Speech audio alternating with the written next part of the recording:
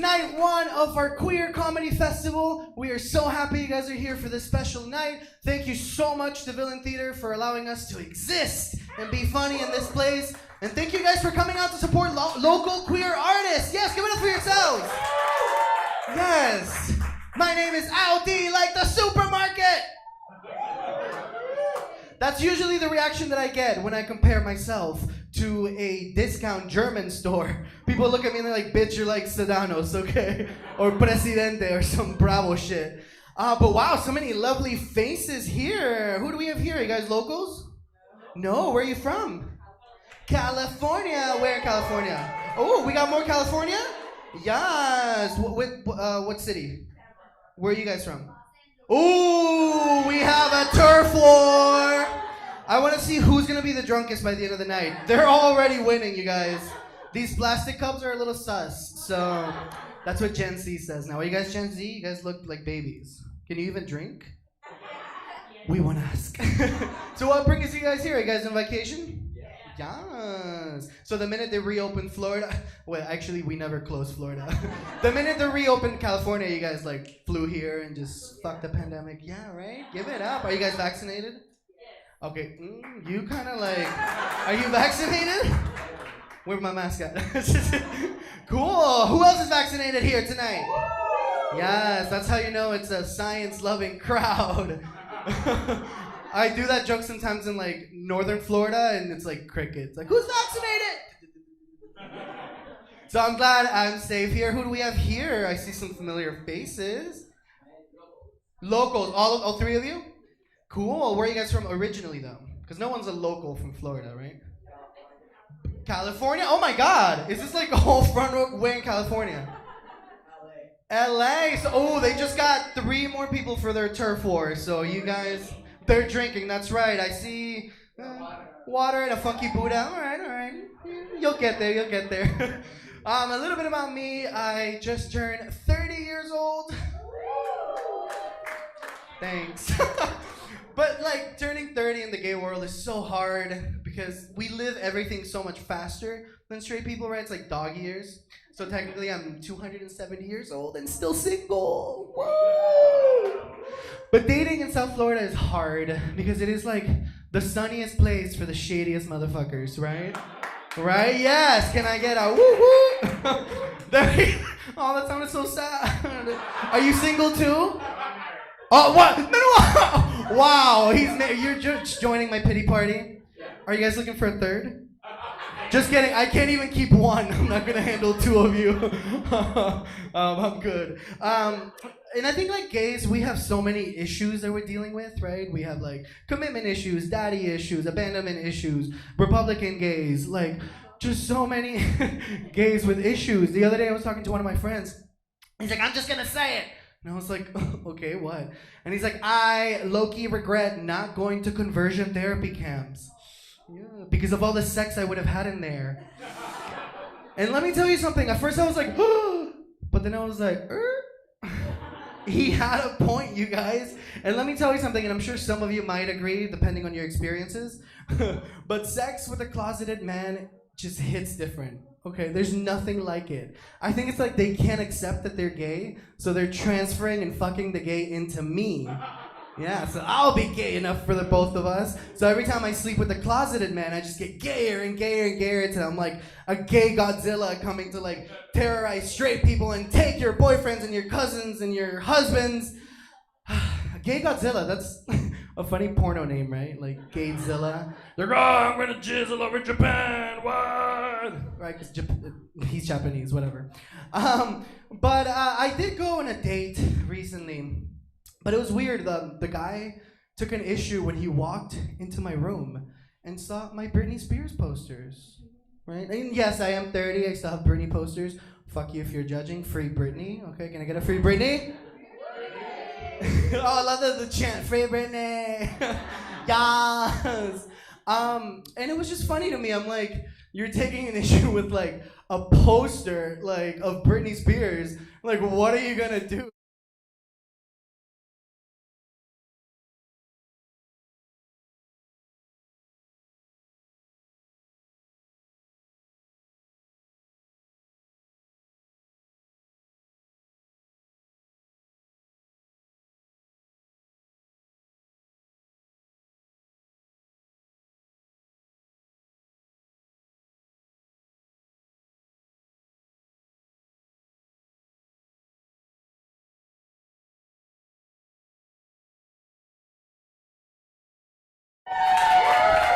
if you have a problem with my poster, what are you gonna do about all this, motherfucker, right? I didn't think this through, now I have to clean up all my clothes. But it's okay because we have an amazing show for you guys. Are you ready for some queer? And we have some allies as well in the lineup. We love our allies. Are we ready? Yes! Coming up to the stage, please put your hands together to one of the dearest people here at Villain Theater, Matt Muir!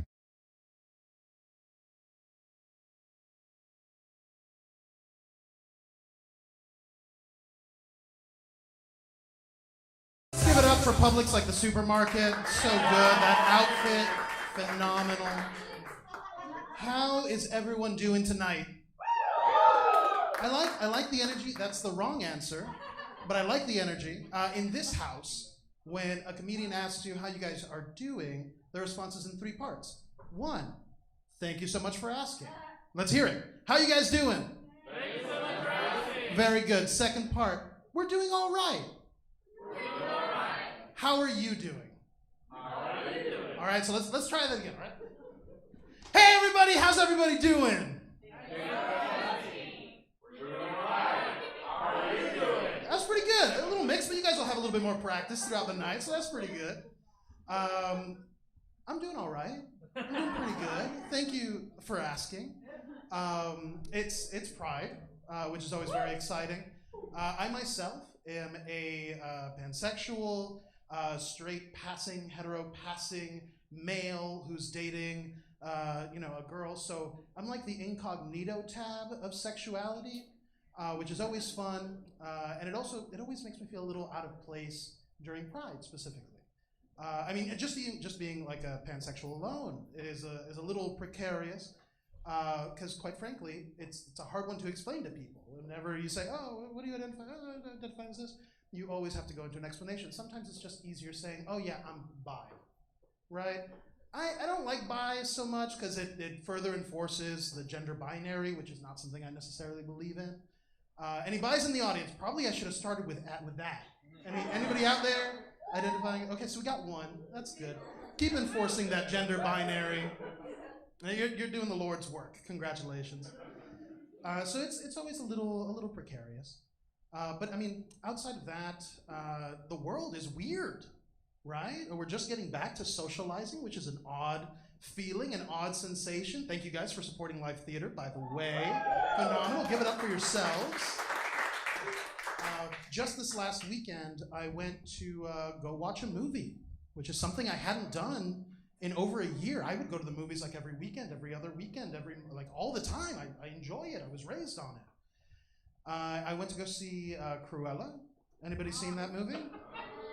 All right, so we got one guy. What'd you think of it? It was okay, right? I actually really enjoyed it. I had a really good time. It may have been because I haven't been to a movie theater in over a year, but I thought the experience was phenomenal, and I could not recommend it more to everybody here. Although I did, after the fact, go online and I saw a couple articles that were kind of bashing the movie. Not for its quality, not for the acting, not for the music, not for the storytelling, not even for Cruella herself. It was bashing it because there's one character who is portrayed, you can assume, is gay. And they were like, oh, Disney's 7th chance at a gay character, and they fucked it up again. And it was weird because the person that brought this to my attention, this article, was my sister, and she was sort of like taken aback because she couldn't identify the gay character in the film. And it was great because I'm there with my sister, who's straight, and my mom as well, and they are debating each other as to who the gay character was in the movie. That is how poorly represented this character is in the film. Now, obviously, for me, I thought everybody was gay, and that's just my assumption. That's my norm. That's my base. And honestly, you've seen it, right? Which one do you think is the gay character? The one with the store. Yes, but not the Karl Lagerfeld one? Probably that one too, right? What about the one that gave her, spoilers, that gave her to the other girl?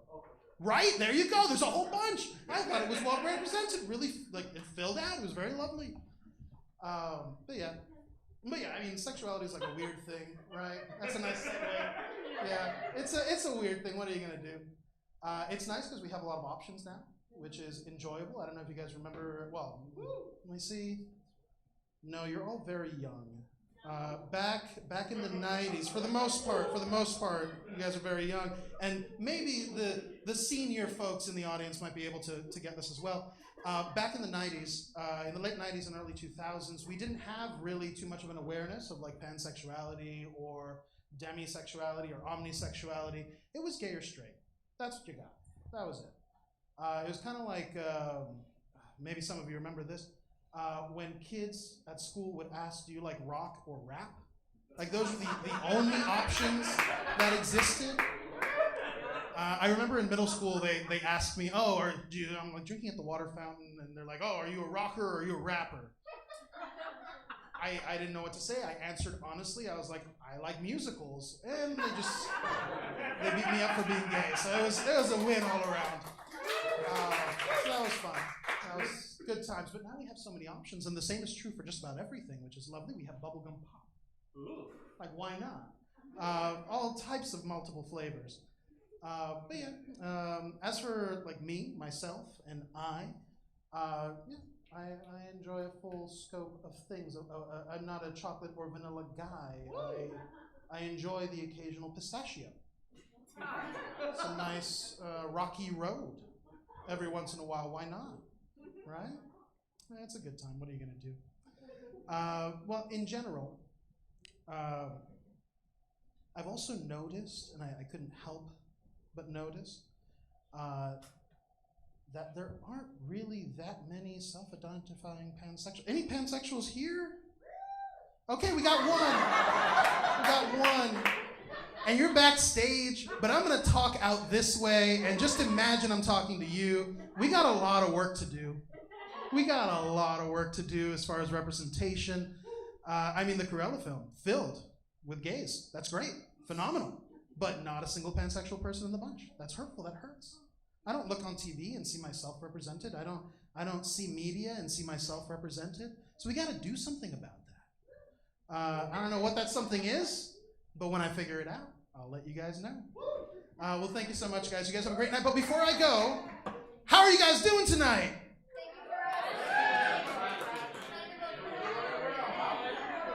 There you go. She's got it. Just follow her lead. You guys will be great.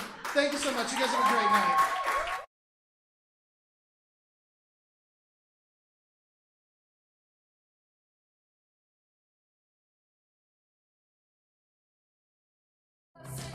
Do you like my new outfit? Yes, I changed for you guys. I can't wear this anywhere else because everyone's like, it's too much. But guess what? It's not too much here. It's just enough. And I forgot to tell you, I got so excited about the dancing. We have, if you are like me and lazy, we have QR codes on the tables where you can order your drinks and we bring them to you. Yes. And also, if you heard a tiny little voice disagree with Matt that they're all youngins, and she went, no, that's my mom. She's in the audience. Hi, Mom. And she has, yes, and she has some empanadas. If you saw the empanadas at the front, they are her maid making. Yeah, so eat, drink, there's no excuse. Carbs don't count when it's Pride Month. Okay, gays? Okay? Exactly, that's right. They never count for me, because I'm a bear. Let's keep the show going. The next performer is a producer here at Villain Theater. She produces Black is the New Black. Please put your hands together for my dear friend, Victoria Haig!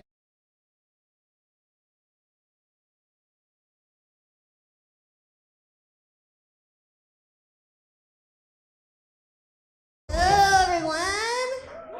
How's everyone doing tonight?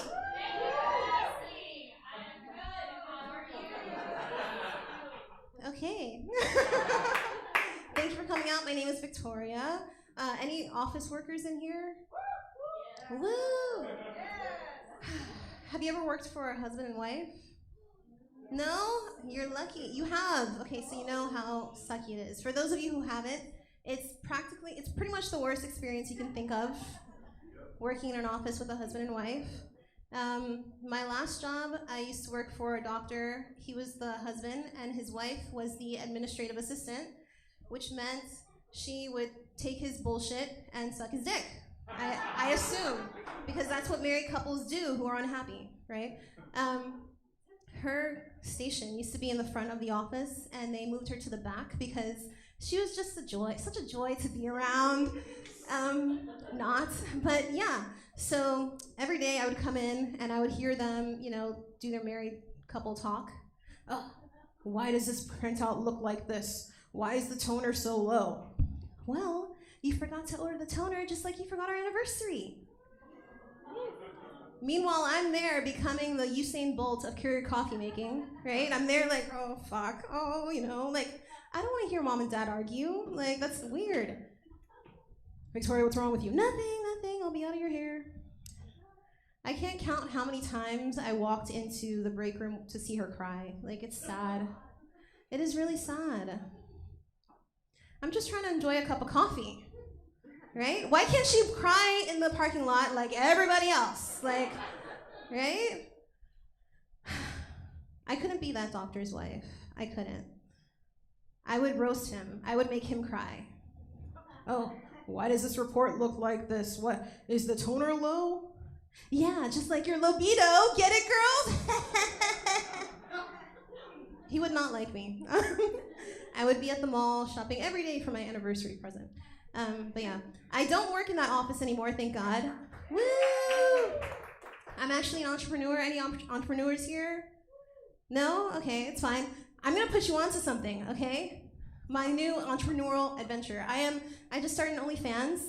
So yeah, it's a real business. You're laughing? It's real, okay? Don't underestimate OnlyFans. It is a competitive market. It's very saturated, but I believe it's scalable.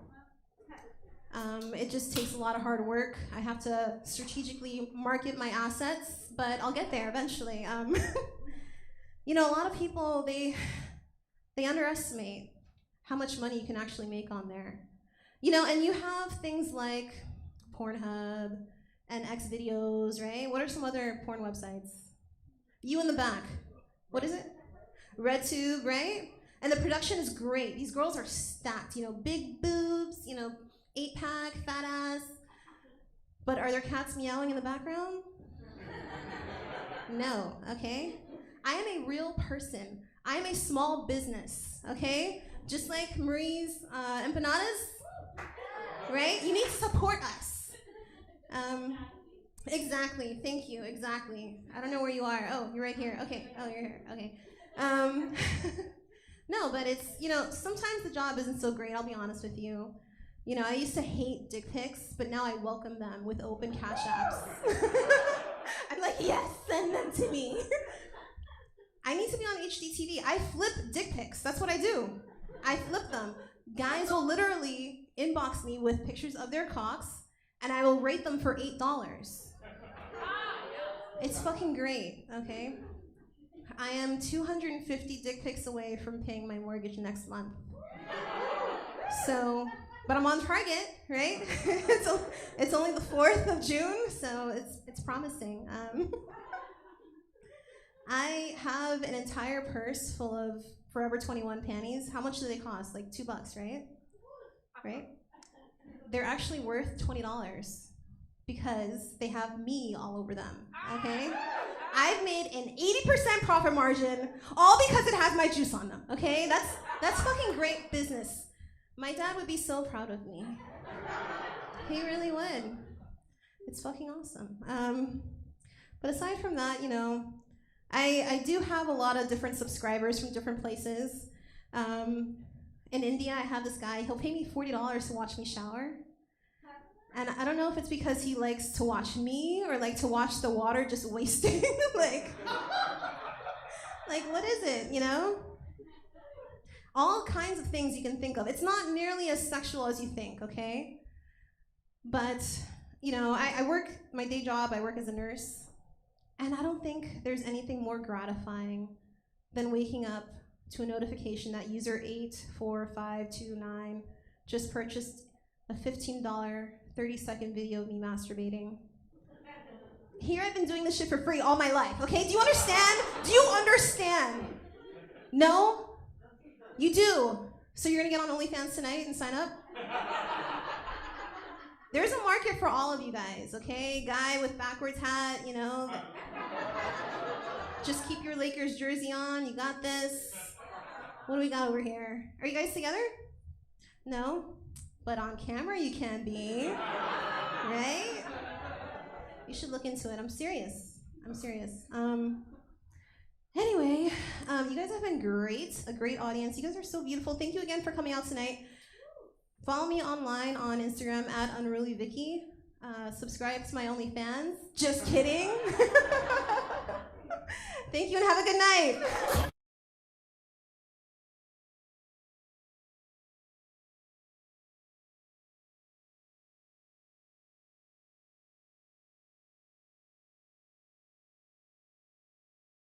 Not even kidding, is making me consider getting an OnlyFans. I swear, would you guys pay? No, don't answer that. Oh, one person would. So I'm just gonna put it at like $50. So if it's just one subscriber, then at least it's something, you know? I did actually just start a new job like 2 weeks ago. Yeah, thanks. I needed it. And yeah, my favorite thing about jobs are like the progression of your relationship with your coworkers, right? Like day one, it's very like, hey, hi, I'm Al. I'm very chill. No, I don't do much. Oh, can you pass me the stapler? Huh, cool, thanks. Have a nice day. And then like more relaxed, you're like, hey, I went to the movies last night. Yeah, I had like 2 drinks or like 17 drinks.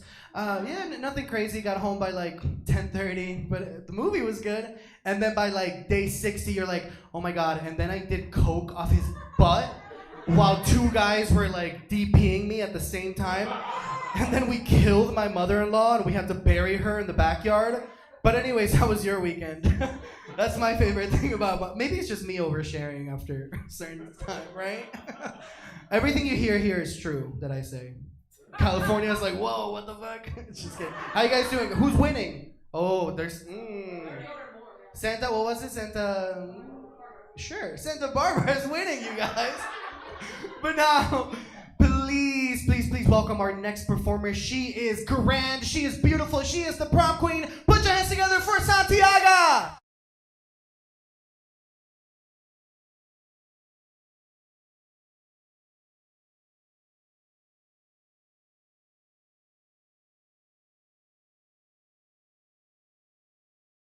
Hi, good evening.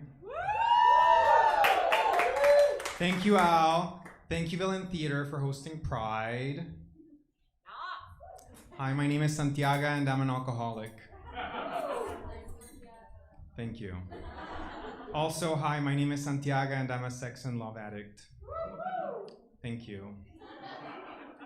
I used to be a hoe. In fact, I used to open my stand-up set with, hi, I'm a hoe.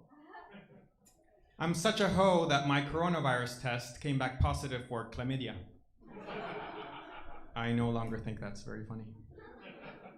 Reality setting in. Anyways, in my sex addiction and love addiction recovery journey, I'm in a period of withdrawal, which means that I can't have sex, I can't watch porn, and I can't masturbate. And I'm fine! I'm fine! And sometimes people ask me, they say, babe, that sounds really hard. How do you feel? And I say, I'm fine, but please don't use the word hard when I'm in the room. You never know when you might maybe triggering someone, you know? So I can't drink because I'm an alcoholic. I can't have sex because I'm a sex addict. The only time I'm allowed to experience pleasure is when I take a huge dump. So I cherish those moments now. If I owned any lingerie, I would wear it to the can. I would probably have to keep it on because I'm a sex addict, and when it comes to pooping and sex, you know, when you gotta go, you gotta go. So I would keep it on all the time, just like I used to. Being an alcoholic is easier than being a sex addict. Because with alcohol, you don't drink and that's it, you're good. You get a gold star. You're cured. I'm kidding, you're not. You're never cured. But with the sex addiction, you can get triggered at any moment. Like I was working with my husband on renovating our closet today, and I will not be making a joke about 2 gay people renovating a closet. I'm just acknowledging the fact that there is a joke there because it's Pride. That's it. Anyways, that entire hour, it was all, did you measure over there? How deep is it? 12 inches? That's too wide. It's not gonna fit.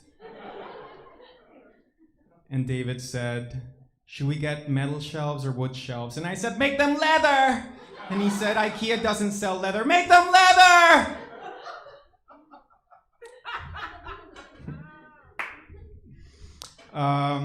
Enough about sex addiction. Let me complain about something else.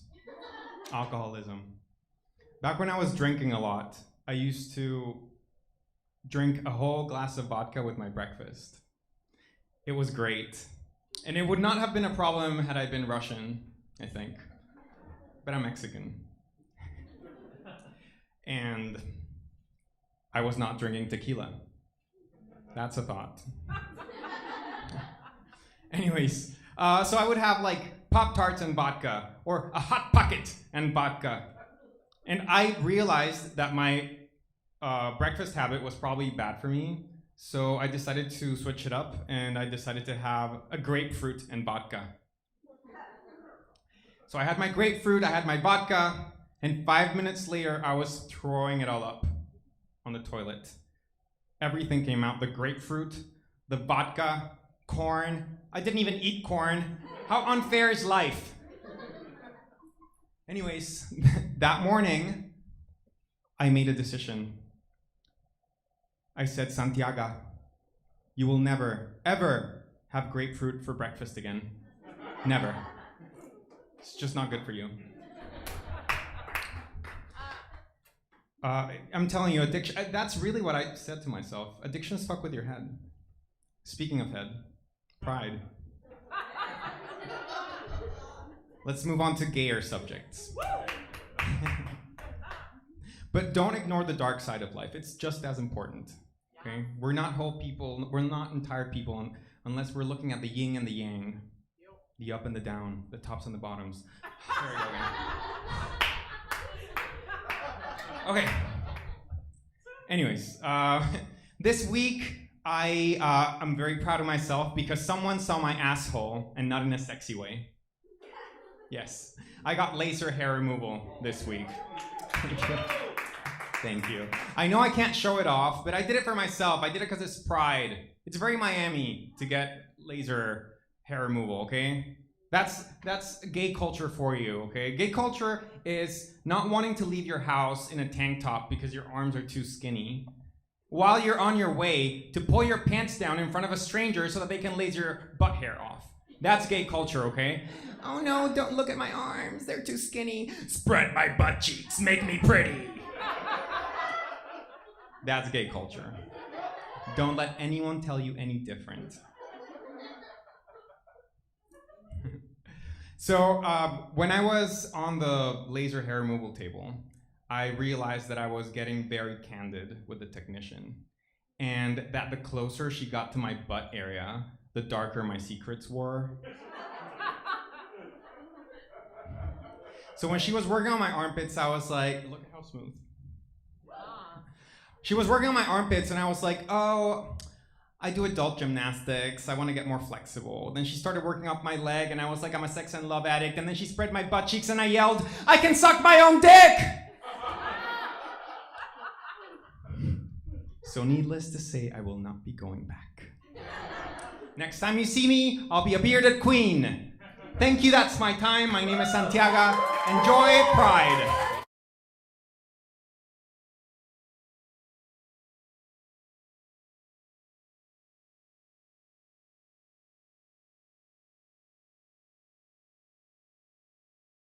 Come on, that look! Santiaga's everything I wanted to be as a little gay boy. But I realized our experiences were different when she said she was like afraid to leave her house because her arms were too skinny. I was like, me too, girl! No, but that's why we love everyone here. It doesn't matter what you look like, who you look like. You're welcome in Villain Theater. Give it up for that, guys. Our next performer is one of newer faces here at Villain Theater, and he is incredibly hilarious. You guys are gonna love him. Please put your hands together for Adele!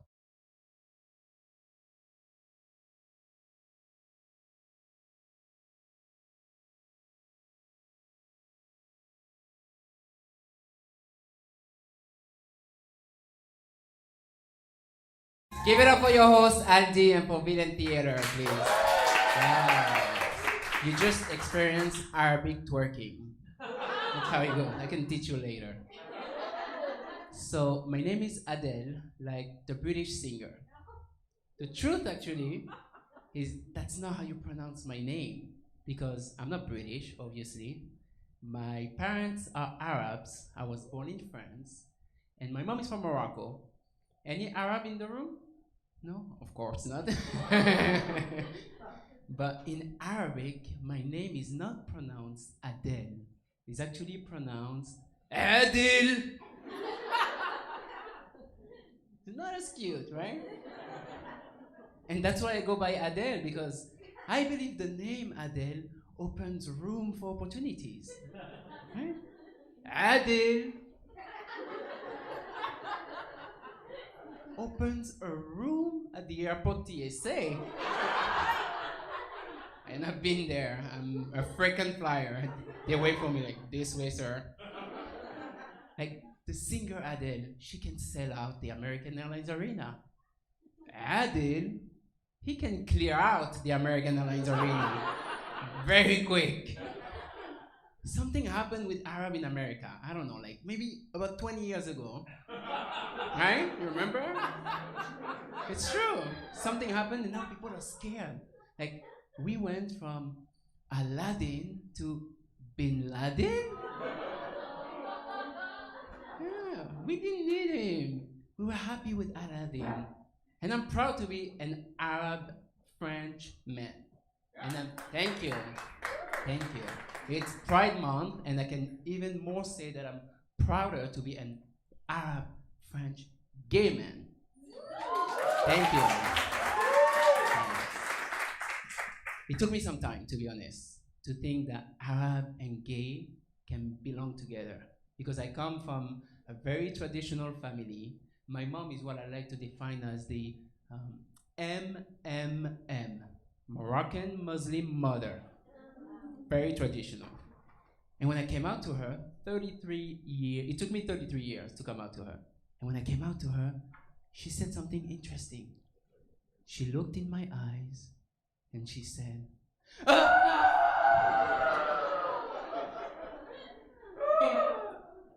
for like 5 minutes. So I like to say that she's learning to accept it. And so she's asking questions now. So I told her I'm in a relationship. It's been 10 years.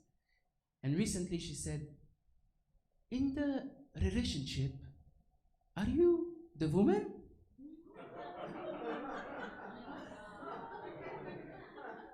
And she goes,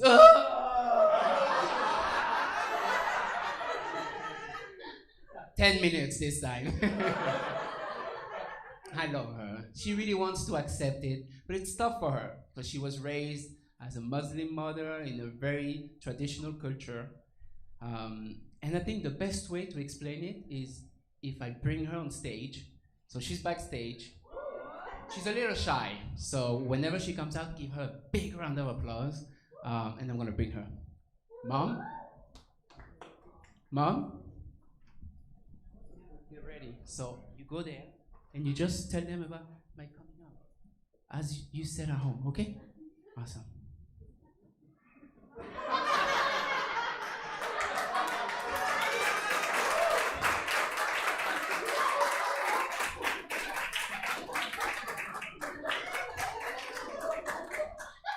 Assalamu alaikum. You know speak Arabic?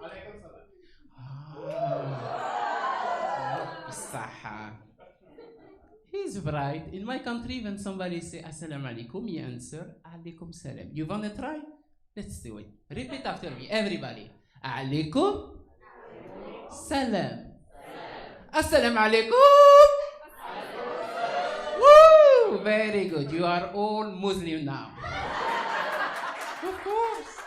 This is how we recruit people. My name is Fatima with F, like falafel. I cook very good falafel. Arabs created falafel. My son Adel, when he revealed the secret, he said, I am gay. I said, listen, Adel, I accept you gay, but one condition. You marry another woman as well. Why not? A secret between your wife, you, and me, Fatima. Little secret. You have to be an ally. It's Pride Month. Support the gay. Single woman tonight? Make noise. Single woman? Okay. Very good. I like single woman. Single woman that wants to marry gay man? She knows. She knows gay, good for you. Gay will cook for you, decorate your home, do makeup, everything. I'll meet you after. If you want to marry my son, I will pay you. I will give you 3 goats. Baby goats. Beautiful goats. I give you 4. If you make him like sleeping with women. You have to be very good. I give you better if you want. I give you cryptocurrency. What did you think? Fatima knows cryptocurrency. Forget about Dogecoin. I have goat coin. Very good coin. If you're interested, you can meet me in the back later. Okay? Just remember one important lesson. Be proud of yourself. It's Pride Month. And if you have secret to reveal, call your mother. Thank you guys. That's it for me.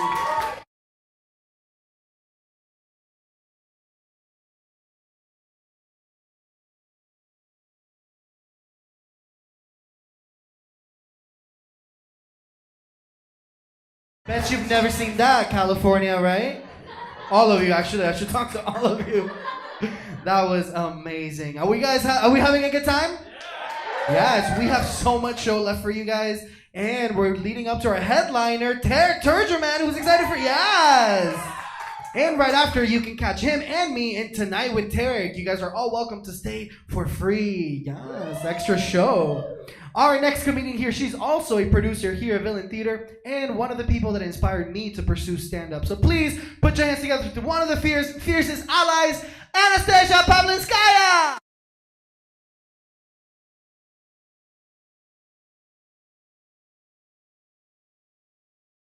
Oh my God, what a fabulous crowd. Give it up one more time for yourselves. Come on. You are sexy. You're out on a Friday night. You're looking good. I love this outfit. Yes. Yes. I'm living my butch fantasy here, as all of my friends already told me. Oh my goodness. Oh, I love it here. As you can tell by my name, Anastasia, and the way I talk, I am not from here. I'm from a mystical place called Broward County. Yeah. I actually did move to Miami recently, but the thing is, it's those drives, spoken like a true Broward person. They're like, you gave in. You know, you could just say you live there to other people and not actually live there, right? I've been doing that for years. No, but it's amazing. I do miss the drives to Miami, surprisingly enough, because you sit there on 95, stuck in traffic. It's usually, I drive to Villain, you know, it's like the sun is setting, you look to your west, you see these beautiful colors in the sky. It's like orange and pink, and the purple neon lights from King of Diamonds. I mean, Miami has so much natural beauty. I actually moved to Miami Beach, which has been very interesting. Yes. Ow, ow. I'm actually wearing what the news will tell you have to wear when you go to Miami Beach nowadays. But it's not true. Only in some places. I remember when my boyfriend and I moved to Miami Beach, all the things happened to me that you would expect would happen to someone who moved from like Podunk, West Broward to Davie. Ooh, yeehaw. But everything that you'd expect would happen to someone. First, my car got towed. I should know better. There's a show called South Beach Towing. Like, that's on me. And then my boyfriend and I were walking one night on Ocean Drive, and we got offered drugs in the street. And it was amazing. This guy ran up to me, my boyfriend, just like the machismo, the confidence. He's like, "Hey, I got the best cocaine in North America." I'm like, that's a very bold claim. I mean, I worked in sales, and that's a very aggressive pitch. It was a little much. It reminded me of when I was in the 8th grade, and there was this boy I liked, James Clark. He was very cute. And I walked up to him, and I was like, "I got boobs before everyone else, and no one else will ever have them."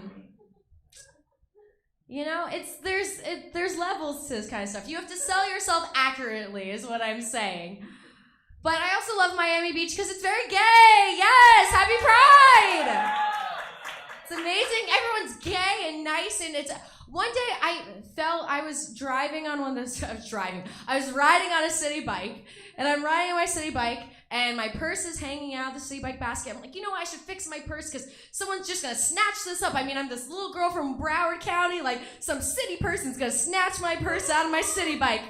And I'm adjusting my city bike, and of course I fall. And I fall right at this intersection and onto someone's legs. And I'm like, I am so sorry. And the most fabulous person ever. The person I fall on his legs, he's like, "No, you are not sorry. Are you okay? Are you okay? I just care that you're okay." And I'm like, "Are you my fairy gay mother?" Anywhere else in Miami, not Miami Beach, they will hit you and then ask you for your insurance. It's insane. It's amazing. But I do hear that we have Broward people in the house. Broward people, yeah? Oh my God. Yeah, I was saying I lived in the Davie area, and it's so funny because people in Davie, they have accents for no reason.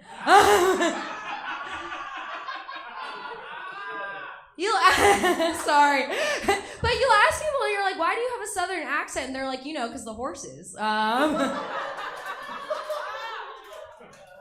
That's how that works, I guess. But I actually am from Russia. That was my mislead. I'm originally from Russia. I'm not going to do the dance. I can't do it. My ancestors are disappointed. But I'm originally from Russia. I know I don't sound Russian. I sound a lot more like Lizzie McGuire. Probably because that's where I learned the majority of my English from. Yeah, I remember sitting in front of the Lizzie McGuire movie, subtitles on, and be like, "Hey now, hey now," and I'd be like, "This is what American dream is made of." Yes, I live my best life. Speaking of living my best life, I actually did get to go to Italy when I was a senior in high school, not to brag. Yes, and I tried to have a Lizzie McGuire experience. I made a wish in the Trevi Fountain. I tried to, eat Italian food, meet myself a Paolo, and I almost got human trafficked. What they don't tell you about that movie, if you haven't seen it, is that it's 2 steps away from being taken. Yeah. Young girl goes to Europe. Parents go to save her. The only difference between these movies is that Taken made it to 3 movies, and the Lizzie McGuire reboot couldn't even make it past the 2nd episode because the showrunner quit, and now my Disney Plus subscription is worthless. They literally sold the platform on that show. Look at the receipts. I mean, I'm disappointed. Bad salesmanship. I'm also an improviser here at Villain Theater. Give it up for the improv. Yes. It's so funny, when I started taking acting classes, I actually took accent classes. And my mom's like, "That's like the reverse American dream." That doesn't make sense. But I started taking acting classes and improv classes here, and I was there and I was struggling a little bit. My teacher's like, hey, you need to stop playing these Lizzie McGuire characters. You need to challenge yourself. Play a man. So I downloaded Tinder, scheduled a bunch of dates, and didn't show up on any of them, and I'm still not a better actress, so... Yeah. But as Al said, I am an ally. Yes, woo! Because I'm not an asshole. If you're not, then why are you here? Wrong show, baby. But I've had a lot of my straight friends, they've been having babies during the pandemic. It's been a very busy time. People have been working from home, getting busy. And it's concerning because a lot of my straight friends are, well, stupid. I'm one of them. And it's funny because they named their kids weird topical things, like Archie after the royal baby, Cardi B after that WAP, COVID-19. Okay, COVID-19 is actually a great name for a baby. Bear with me on this one, okay? Because babies, just like COVID-19, their smiles are infectious. And just like COVID-19, if I thought I was about to have a baby right now, I would try to get rid of it immediately. Thank you, everyone. That's my time. I'm Anastasia.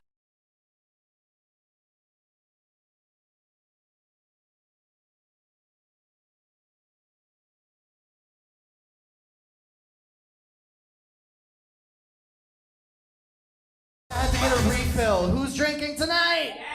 Yes. My new job is Monday through Friday, so I've made it. Yes.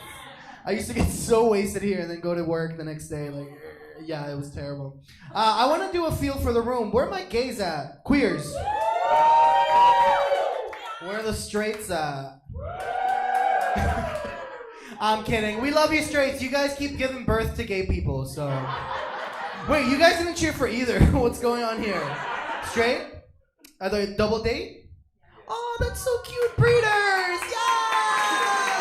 I wish many gay babies in your life. You've been blessed by the gay god. Yes, I did just make myself the gay god. And what? Speaking of gay gods, our next performer, he is the founder of Yaz here at Villain Theater. Please put your hands together for Patrick Rodriguez.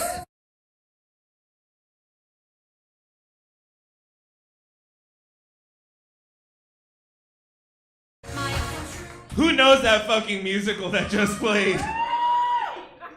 That's The Prom. It's now available on Netflix. Thank you, Ryan Murphy. Hello, everybody. How are we doing tonight?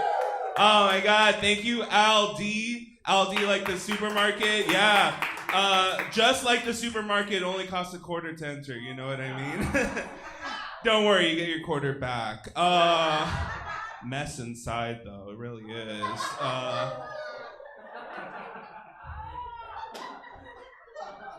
So I heard we have some queers in the audience. Yeah, make some noise. Oh my God, I love performing for gay men because they all think they're funnier than me, you know? And it's okay to be wrong. It is. I'm just kidding. Oh my God. I'm feeling good, y'all. I got the vaccine. Yeah, that's right. Yeah, okay. Sure. Anybody else get the vaccine? All right, the silent areas maybe wear the mask a little bit. I don't know. Yeah, stuck it in me twice. Yes, daddy. Never called back. You know, it's a pattern. It really is. I got the vaccine because I'm a teacher. Yeah, okay, sure. Yeah, no, that feels about right. That's just like every day in my classroom. It's just like, hey, class, how's it going? Dude, everything okay? Yeah, fuck me. It's good. It's good. I really loved. I am a teacher. I should say, yeah. Yeah. Anybody ever have any bad teachers growing up? Yeah. What am I talking about? This is the American, system. I get it.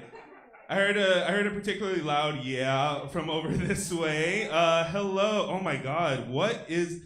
Stand up and show everybody that beautiful outfit. What's going on here? Yes.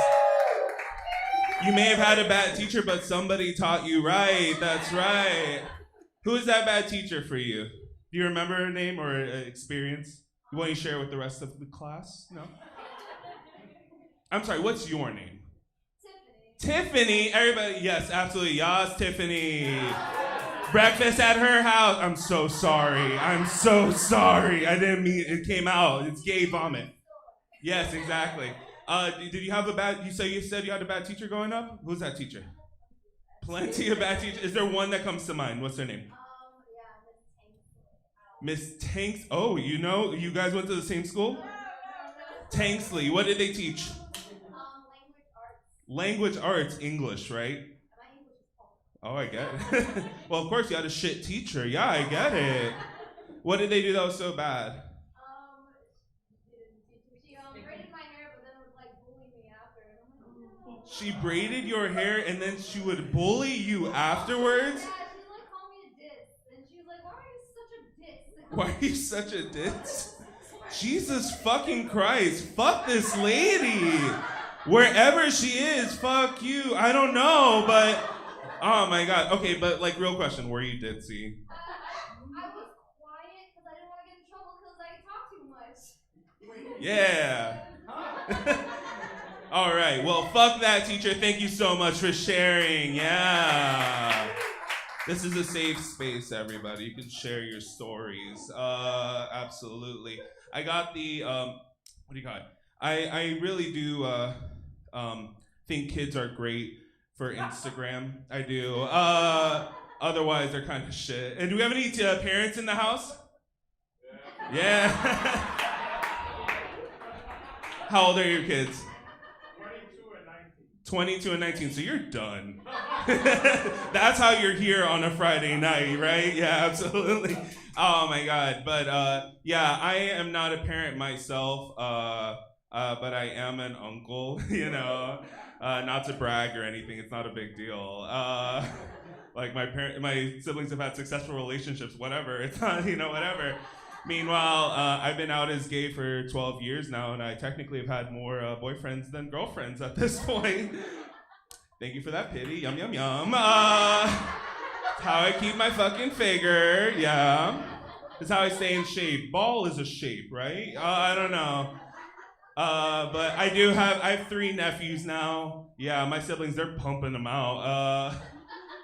Actually, the most recent one was actually born this year in April. 420 of all years. I know, yeah. Do we know what 420 means in this audience? Puff, puff, pass, bitch. My mom had no idea, and so she was in the hospital, and everybody was making a joke, and she's like, what's happening? And then she found out what it meant, and she kept telling all the nurses, my grandson's a stoner baby. My grandson's a stoner baby. Oh my God, how fucking funny am I? And I realized that's where I get my annoying habits from. But I love, there's nothing quite like a newborn. It really, I'll go over and help my sister out, and holding onto the baby, and the baby will fall asleep right on top of me. And it's just incredible. I kind of understand why you would go through that. But and then my sister would be like, wow, he doesn't really fall asleep on top of people like that. Not for so long. He'll do it for hours, 3 hours, 4 hours, whatever. And I'm like, wow, that's amazing. But then I started thinking about it a little bit, and if he's here on top of here, I don't know if you could tell, but I'm not skinny, right? There's a lot of cushion. I think my nephew's calling me fat. I really do. This baby's toxic. Get it the fuck out. This is my nephew's problematic. He is. I don't know where he gets it from. My sister, I guess. My second nephew, he's let's just say we call him Wreck-It Ryan. His real name is Ryan, but he is so sweet. He is awesome. But he is a terror because he's just got a lot of energy. He's a toddler, and he what do you call it? My sister was over the house one day, and she was like, "This Saturday at 12 p.m., Ryan is gonna come to your house. Prepare the barricades." Like, basically, it felt like an episode of fucking Game of Thrones, like, you know, like winter is coming. I hope it ended better than that, though. And then my third one is my oldest nephew. He's so smart, and I really love him. He's really great, but he absolutely thinks I'm a dumbass, which I just don't fucking deal with. I don't. And just a quick example of that. So he's 6 years old, 5 years old. He's 6 years old now, about a year ago, 5 years old.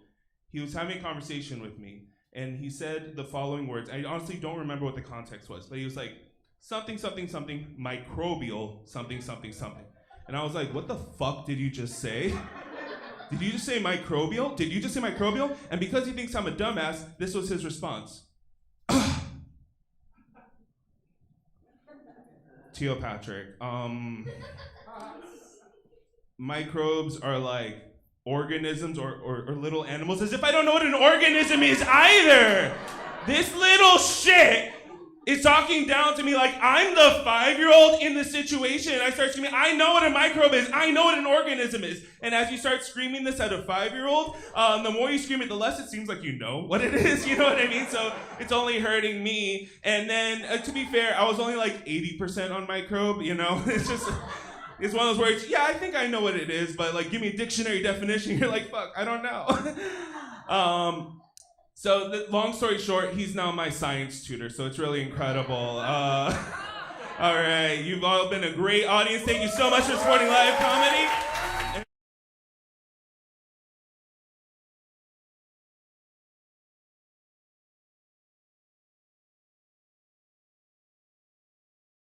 You know, I sat there the whole time during his set trying to come up with a comeback for that quarter joke. But he's right. Everything's a mess inside, and I really am cheap, so props to he wins this one. Battle of the Bears. Are you guys ready for some more comedy? Our next performer, he is one of the biggest allies for queer people here in South Florida. Please put your hands together for my dear friend, Peter Meir!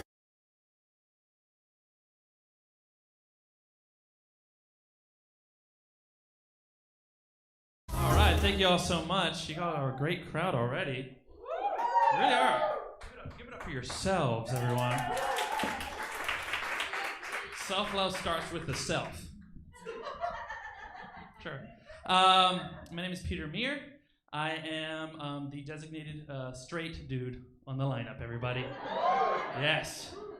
I'm shouldering all of that responsibility for the cis heteros tonight, and let me tell you, not the best guy for it. Half of you are thinking that I'm gay. The other half are certain that I'm gay. That's all right. We could all come together on, other subjects like smoking weed. Who smokes weed here? Yeah? Well, that was pretty good. Okay. Your reaction times are still good. All right. You need to smoke some more. I like to smoke a lot. That's my thing now. Just obliterate, like nothing going on in my brain, That was me holding for the straight guys, by the way. I'm trying to limit it to only Friday and Saturday. So today's looking good. But sometimes it's on Tuesday, and pretty much if you hand me weed, I will smoke it. So any day, it doesn't matter. But I like getting so high that everything makes sense. Everything. That's too high.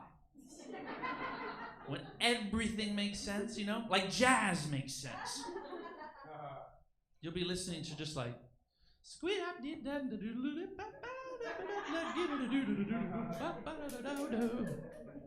that fucking makes sense now. I get that. I like to get so high, it starts to make sense starting a religion. Start thinking about what the fuck would I do? Get a robe. Start just talking to people in public, make a bunch of friends, come together on a similar ideology, and then every single time it just kind of ends up with communism somehow. I don't know. Every time I dream of it. I think getting high is so fun because it just puts you in the moment, you know? Maybe it slows things down, makes you more present. You know, I think about when I'm listening to music, that I feel like I'm in the studio while they're making the music, you know? It can feel like, dum, dum, dum, dum. It's like, ooh, damn, this beat is good, yeah. And then a chime, oh, what?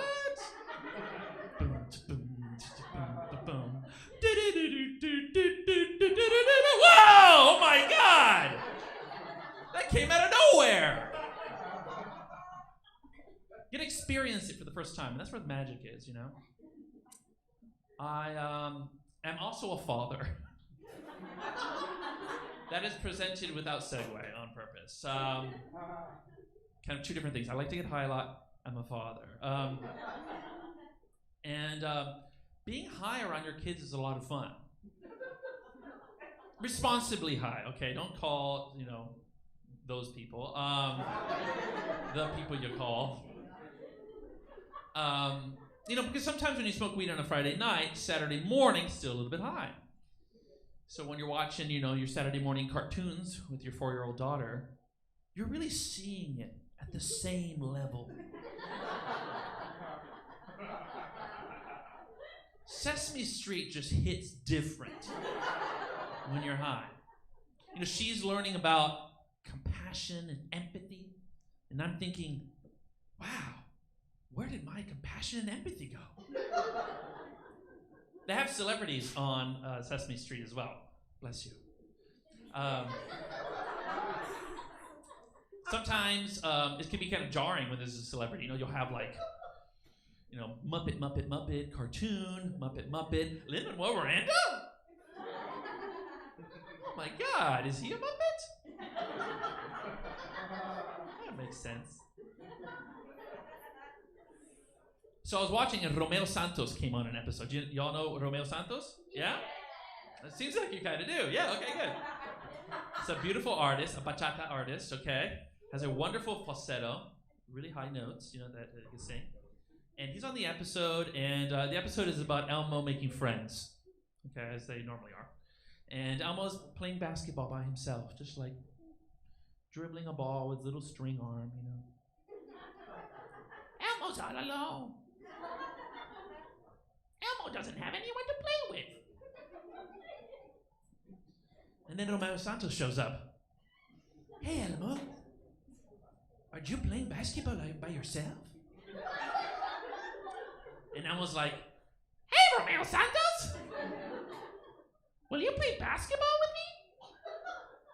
And Romeo will be like, Elmo, do you want to be my friend?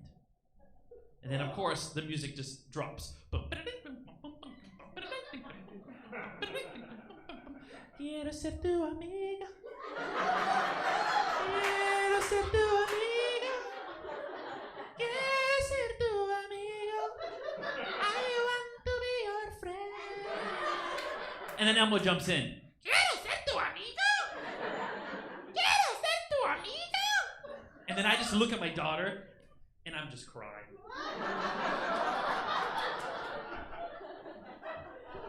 And then my daughter looks up at me and she's like, you're fucking high, aren't you? That's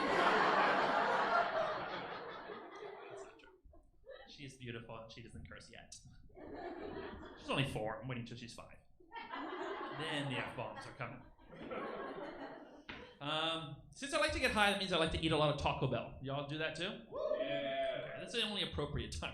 You know you're really having fucking problems when you're like getting breakfast Taco Bell. When it's like middle of the day Taco. You know what I can go for? Diarrhea. So at 2 in the morning, you know, it sounds really great. And I have a really great one right by here. There's a huge line always on 36th Street, you know. You'll see me there after the show tonight.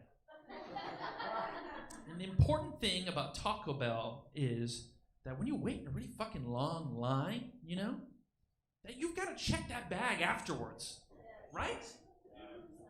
Because that is the worst feeling in the world, okay? I asked my wife, it hurts more than childbirth.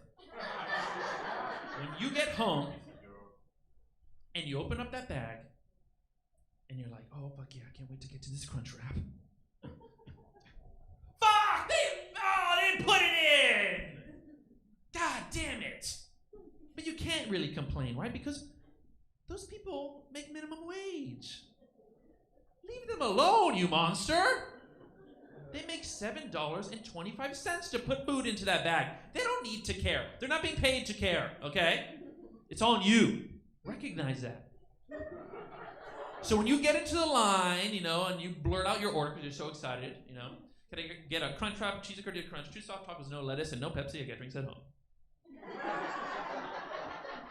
You make sure when you get that bag, you unseal it. You take off the COVID seal and you count, and it doesn't matter if there's people honking. You get all those motherfuckers, okay? Because that person makes a minimum wage. They don't have to do that, okay? $7.25. It's bullshit, They've got to raise the minimum wage, It's crazy. Because if they made $15 an hour, then they better get that shit fucking right. Thank you so much, everybody. My name is Peter Muir. Have a great night.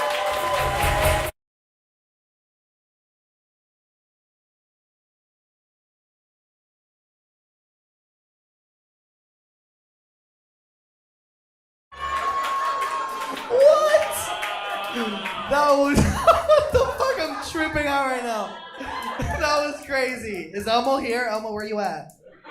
Meet me in the bathroom. Just kidding. Ew!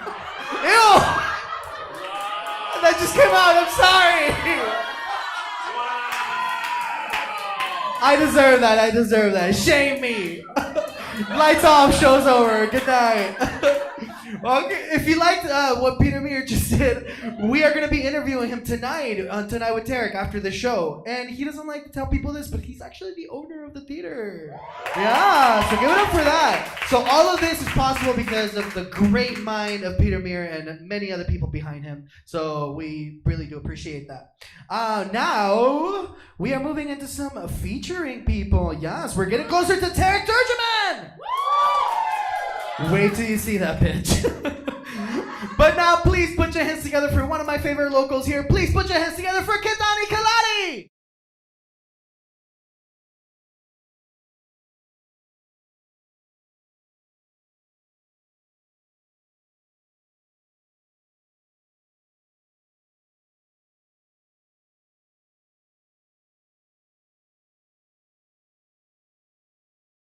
Oh my God, a bunch of freaks. Jesus, that's what Meg Thee Stallion does, though. I love it. How we doing tonight, villain? How we doing? Oh, okay. Perfect. All for me. Yeah. Is that what you said? No, that's not what you said. Now we're embarrassed once you add accountability, Jesus. No, it's okay. I love you too. Yeah, my name is Kidani Kelati. I know this is Miami. That's an Eritrean name. Yeah, Eritrea is in East Africa. In English, it means hard to fucking pronounce. I know, right? Fuck me. No, it's really interesting when you have a hard name and then I have this voice to match it. Like, I don't expect people to think I sound like this. Usually when people are like, oh, it's Kidani Kelati, they expect me to come out like, thank you so much. My name is Kidani Kelati. I'm so happy to be here.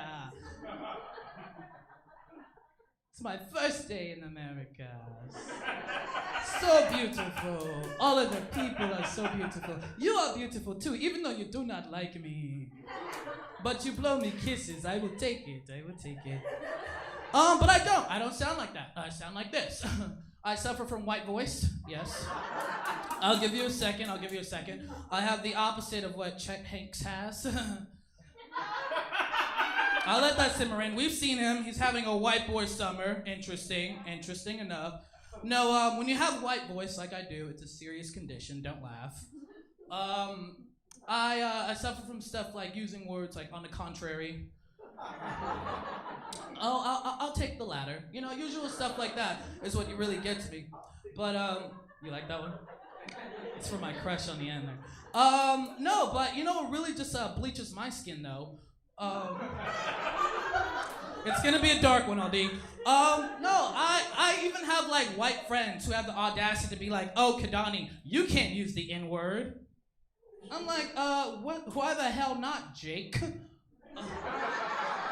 He's like, because Kidani, you're not one of them. I'm like, oh. Do tell, do tell, do tell. He's like, well, you're kind of like a Jordan Peele, Donald Glover type. I was like, thank you. But no, that's absolutely ridiculous. I shouldn't have to deal with this. I've been called all sorts of names, like Oreo, whitewashed, and that's all from my mother. You know, like, fuck her. You don't really know me. It's so ridiculous. But you know what's really interesting? I really love to watch, you know, like during like, you know, school attendance and whatnot. I really enjoy watching like substitute teachers like struggle to pronounce my name. That's so funny to me. When having white people struggle to say my name, it kind of makes my ancestors really proud, I feel like. I'm not gonna help, pretty much is what I'm saying there. I was at a club though one time, and I was trying to ask this girl her name, and she was like, oh, I'm Alejandra. I'm like, is there something shorter you can do than Alejandra? That's kind of difficult. She's like, oh, but my friends call me Ale. I'm like, oh, Ulu. She's like, no, Ale. I'm like, oh, Ili? She's like, no, Ale. I'm like, oh, Bari Ari Ari. I love this song. She's like, Jesus. You see how it feels? Doesn't feel too good. Starbucks. Anyways, enough about me. I don't know if you guys have realized, but I wear glasses. That's the thing. I see you right here, glasses, gang. You guys are together? Okay. It's like, yes, that's mine. Stay on there. Okay. I'm just saying, I like the glasses. I got you, babe. I got you. No, those glasses are nice on you, okay? Absolutely. No, I feel like it's really difficult when you're wearing glasses and you're single. For one, like, people are always bullying me. Like, I can't play like regular sports like football or basketball. I gotta play glasses people's sports like bowling, golf, something low maintenance. You know what I'm saying? She knows what I'm talking about. I appreciate that. Like, the hardest sport that I played was marching band, okay? Yes. No, not the high steppers, heel toe, okay? It's difficult out there for us, okay? On top of that, like, all right, this is really like, it's hard to say this, but it's hard having sex while wearing glasses. You would understand. You're thinking, you're like, yeah, I remember. No, it's embarrassing. It's embarrassing, especially if you got these masks on. You know, fuck these masks, because then my glasses start fogging up and shit. And now I gotta explain, like, oh, you're so hot, they're fogging up. They need to defrost. Like, that's not sexy. That's not sexy, right? Not sexy at all. He's like, no. He wouldn't have gone for that. No, it is. I mean, especially if you got like a really dominant partner, you know what I'm talking about? And you're just like, oh, babe, you don't need this for this. Yeah, the fuck I do, selfish bitch. Now I'm over here playing Bird Box with this pussy, like, pussy! Clap your cheeks if you can hear me, pussy! My man, by the time I put my glasses back on, we were butt naked in the backyard. Like, how the fuck did we get here?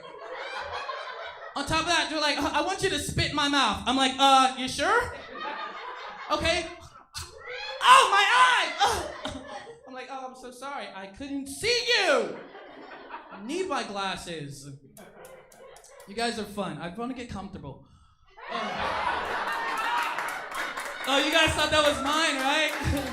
Stiff wear, bitch. Everywhere. It's all stiff. But it looks good. No, you know, really just, I'll give you a second.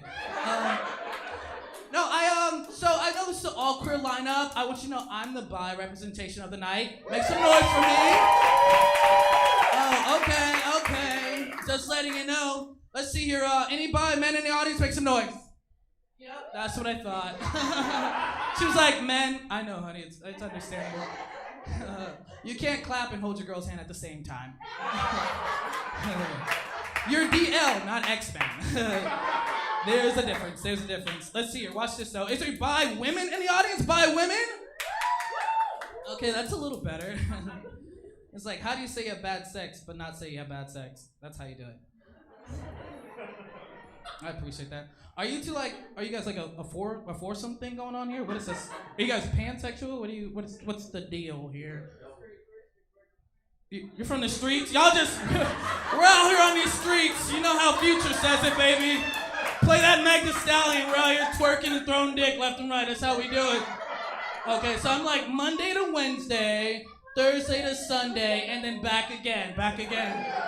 Yes, that's what I'm talking about. I like you guys. Hey. All right, 2021's looking great. No, it's, you know what's crazy though about being bi, what really puts my dick in the box about being bi is, first of all, the slander that I got when I first came out as bi. I was telling, you know, for one, like my mom was like, oh my gosh, you're bisexual. Well, your father did say he only wanted women. No, that's how that went for me too. I was like, oh, interesting thing to say there. My brother was like, wow, so you're out there sucking dick for money. I was like, whoa, who said anything about money? Yeah, I'm gonna go listen to Vicky and get this OnlyFans started though. That's my next thing. Next venture. My grandma even asked, what is it like, sugar? You know, being bisexual. I was like, oh God, Grams, do I need to tell you? I'm like, well, like on the weekdays, I'm strictly pescatarian. On the weekends, I enjoy a little red meat. You know what I'm talking about? I think that was able to work for her. She was okay with that. You guys are on the streets. Don't judge me, okay? I'm working on me, okay? Me and my therapist are doing some things. Anybody out here, let's see. Anybody got a therapist out here? Make some therapy people in here. Y'all are liars. No. Nobody got. Anybody here vaccinated?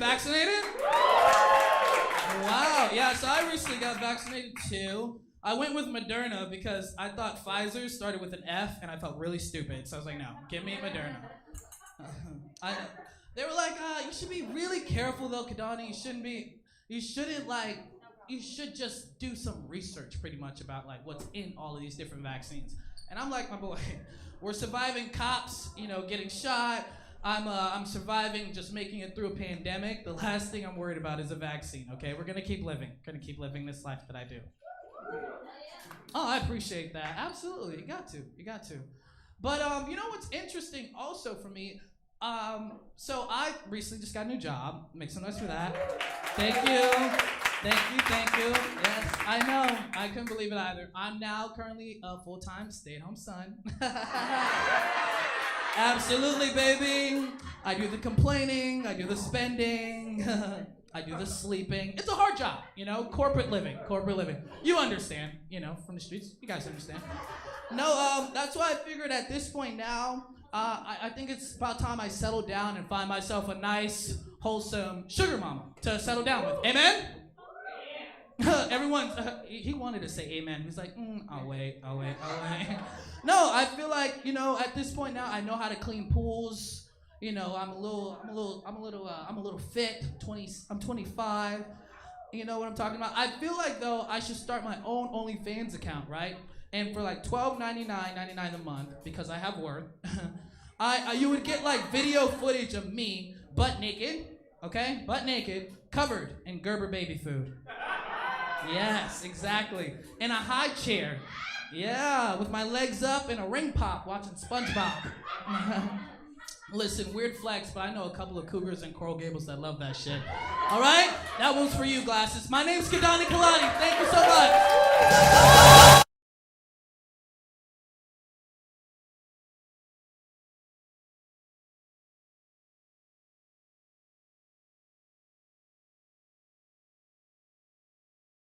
Who's having fun tonight?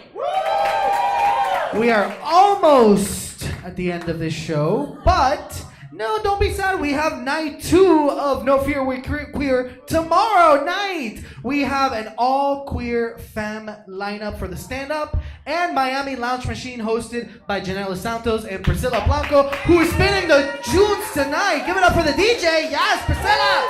Woo! Oh, you guys are new. Welcome. Are you guys here for Tarek? Hi. Hey, welcome. Hi. You guys here for Tarek? Oh, he just went on. Sorry you missed him. No, I'm just kidding. He's the headliner, you guys. Yes. Let's keep the show moving. Please welcome another fierce ally and one of my favorite South Florida comics, Brittany Brave.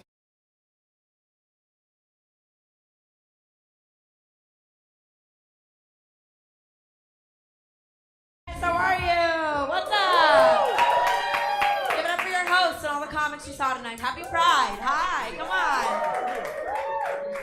Oh my gosh, you guys are such a hot crowd. You're all like very fertile. Like you're like you guys are just like wooing with your mating calls. It's incredible. I love it. I just lost my voice today. I know I look like and sound like discount Lindsay Lohan. I'm so sorry. Do you know what it's like to like lose your voice and sound like you're going through puberty? Like I didn't need another reason for people to look at this body and be like, she hasn't gotten her period yet. Like because I'm pregnant and just kidding. When people are like, how many kids do you have? I'm like, -2.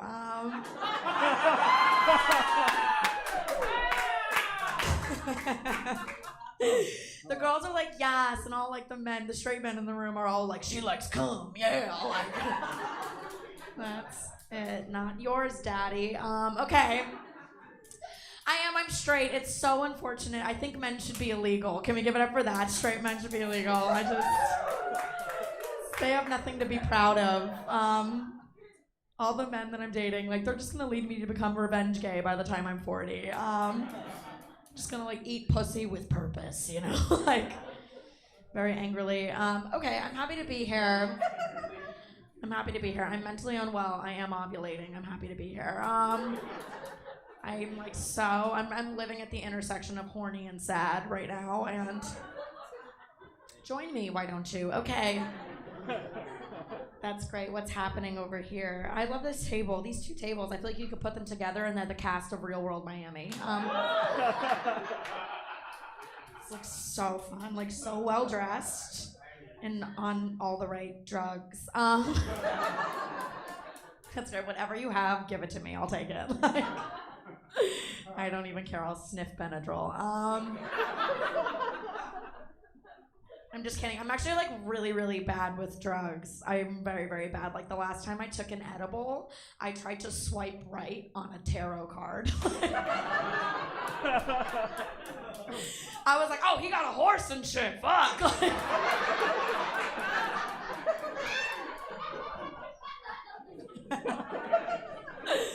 Like most of the men I fuck don't have headboards on their bed. Like, okay, daddy, like. It's great. Dude, not good with drugs. I actually did this this comedy festival in Orlando a couple weeks ago, and it was very drug heavy, and that's great. Like, you know, who does psychedelics in here? Cool, you're on them right now. Okay. That's great. I love hanging out with people on hard drugs when I'm not on hard drugs, because all of a sudden there's a language barrier. Like, they're like speaking Pig Latin. I'm like, you're not here right now. So I do this festival. And it's very drug heavy, and everybody's on a lot of drugs, and I'm in the green room, and I get asked 3 times, no less, like, what are you on? Like, what are you on? What are you on? And I finally was like, ibuprofen. Like, okay. And a little bit of Xanax, okay. Never seen the room of, like, the vibe of a room go down so quickly. It was great. No, I'm not. I'm not good with drugs. I am not. Actually, the other day I went on a date. Who's single here? Just yay, yes. Great. It was great. And I'm new to living in Miami. Which is great. Miami's wild, by the way. Like, I'm a straight woman in Miami. All of the men down here look like characters from Grand Theft Auto.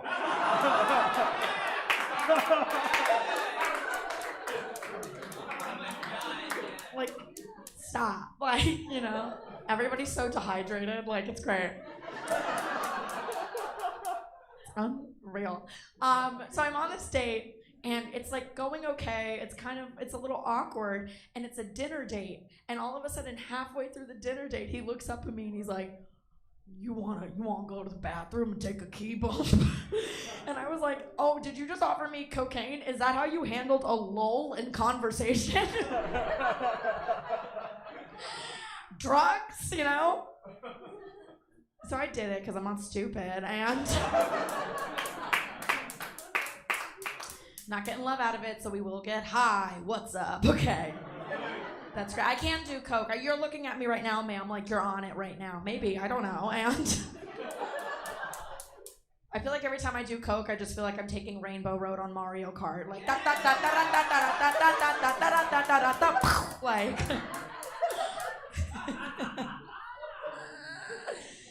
enough about drugs. Okay. Good. So my dealer says keep going. Okay.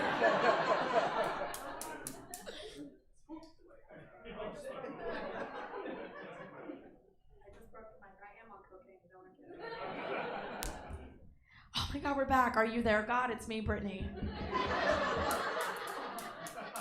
This is what I do when I date comics and they can't get hard when we fuck. I'm like, is this thing on?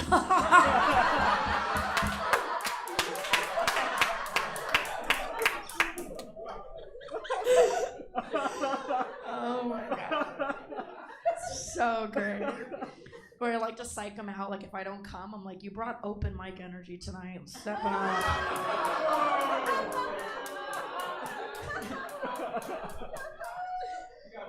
Do not. Who got booed? It's probably somebody I fucked. Like, get out of here. Get the fuck out of here.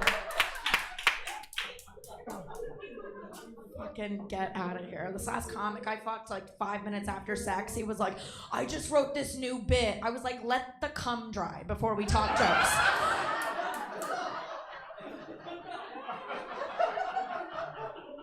I was like, I did too, and you're not gonna like it.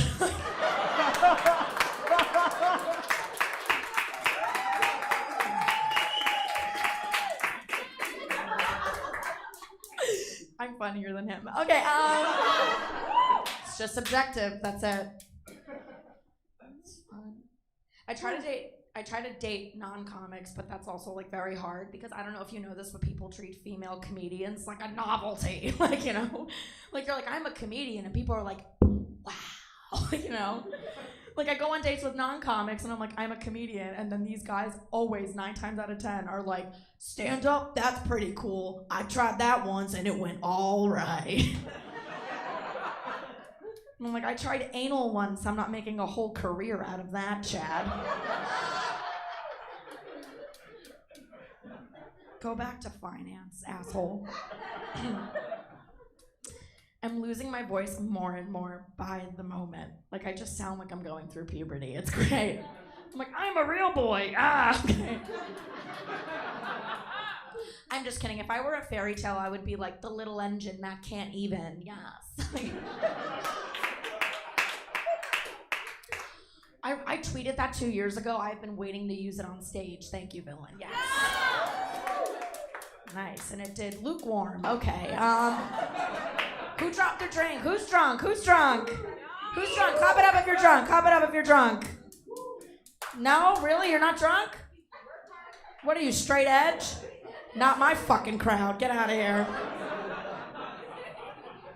It's great. I knew you girls weren't drunk because when girls get drunk, you know, because they announce it like the whole fucking block wasn't aware already. Right? They're always like, I have a secret. And you're like, what? And she's like,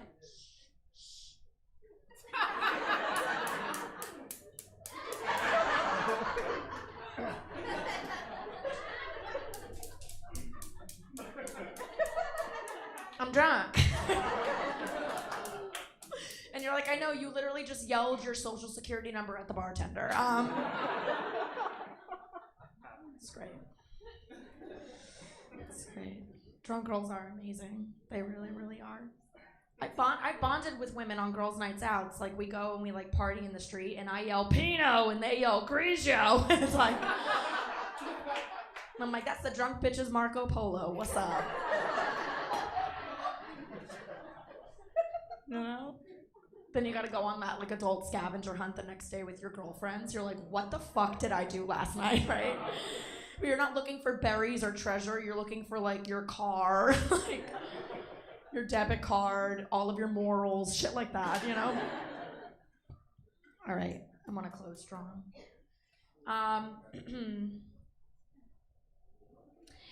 Okay, I'm gonna close on this. So I am a single woman. And I'm also broke, not to brag. Gives me character, you know? So I celebrated this recently. I actually bought my first vibrator for the first time. Like my first one. Thank you. Thank you.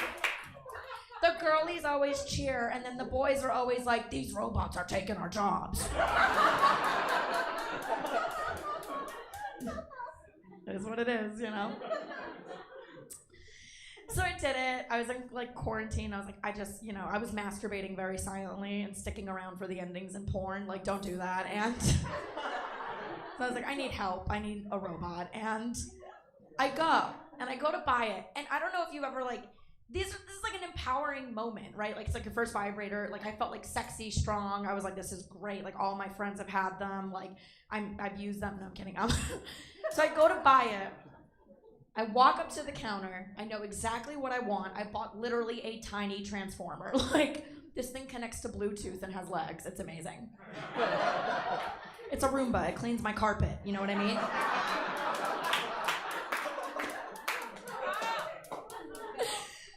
And I go up, and I go to pay for it, and my card gets declined. Thank you. Like I said, not to brag. And I'm so pissed. And I do what every millennial does. I hop on Twitter to bitch about it, right? Twitter is like every millennial's HR department. It's where we go to say things that get us fired 5 years later. So I get there, and I'm like, at Wells Fargo. I tried to buy a vibrator, and you wouldn't let me. Hashtag clitoris. Boom. Like...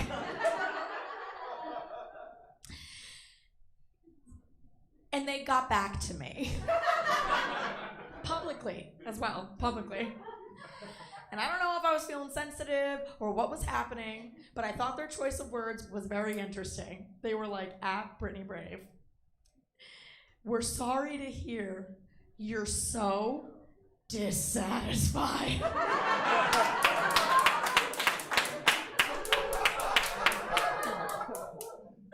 We'd like to take care of things for you. Send us your name, account number, and address. And I was like, are you sending somebody to fuck me? Like, what's up? Like, okay, I'm Brittany Brave. I love you guys. Thank you so much.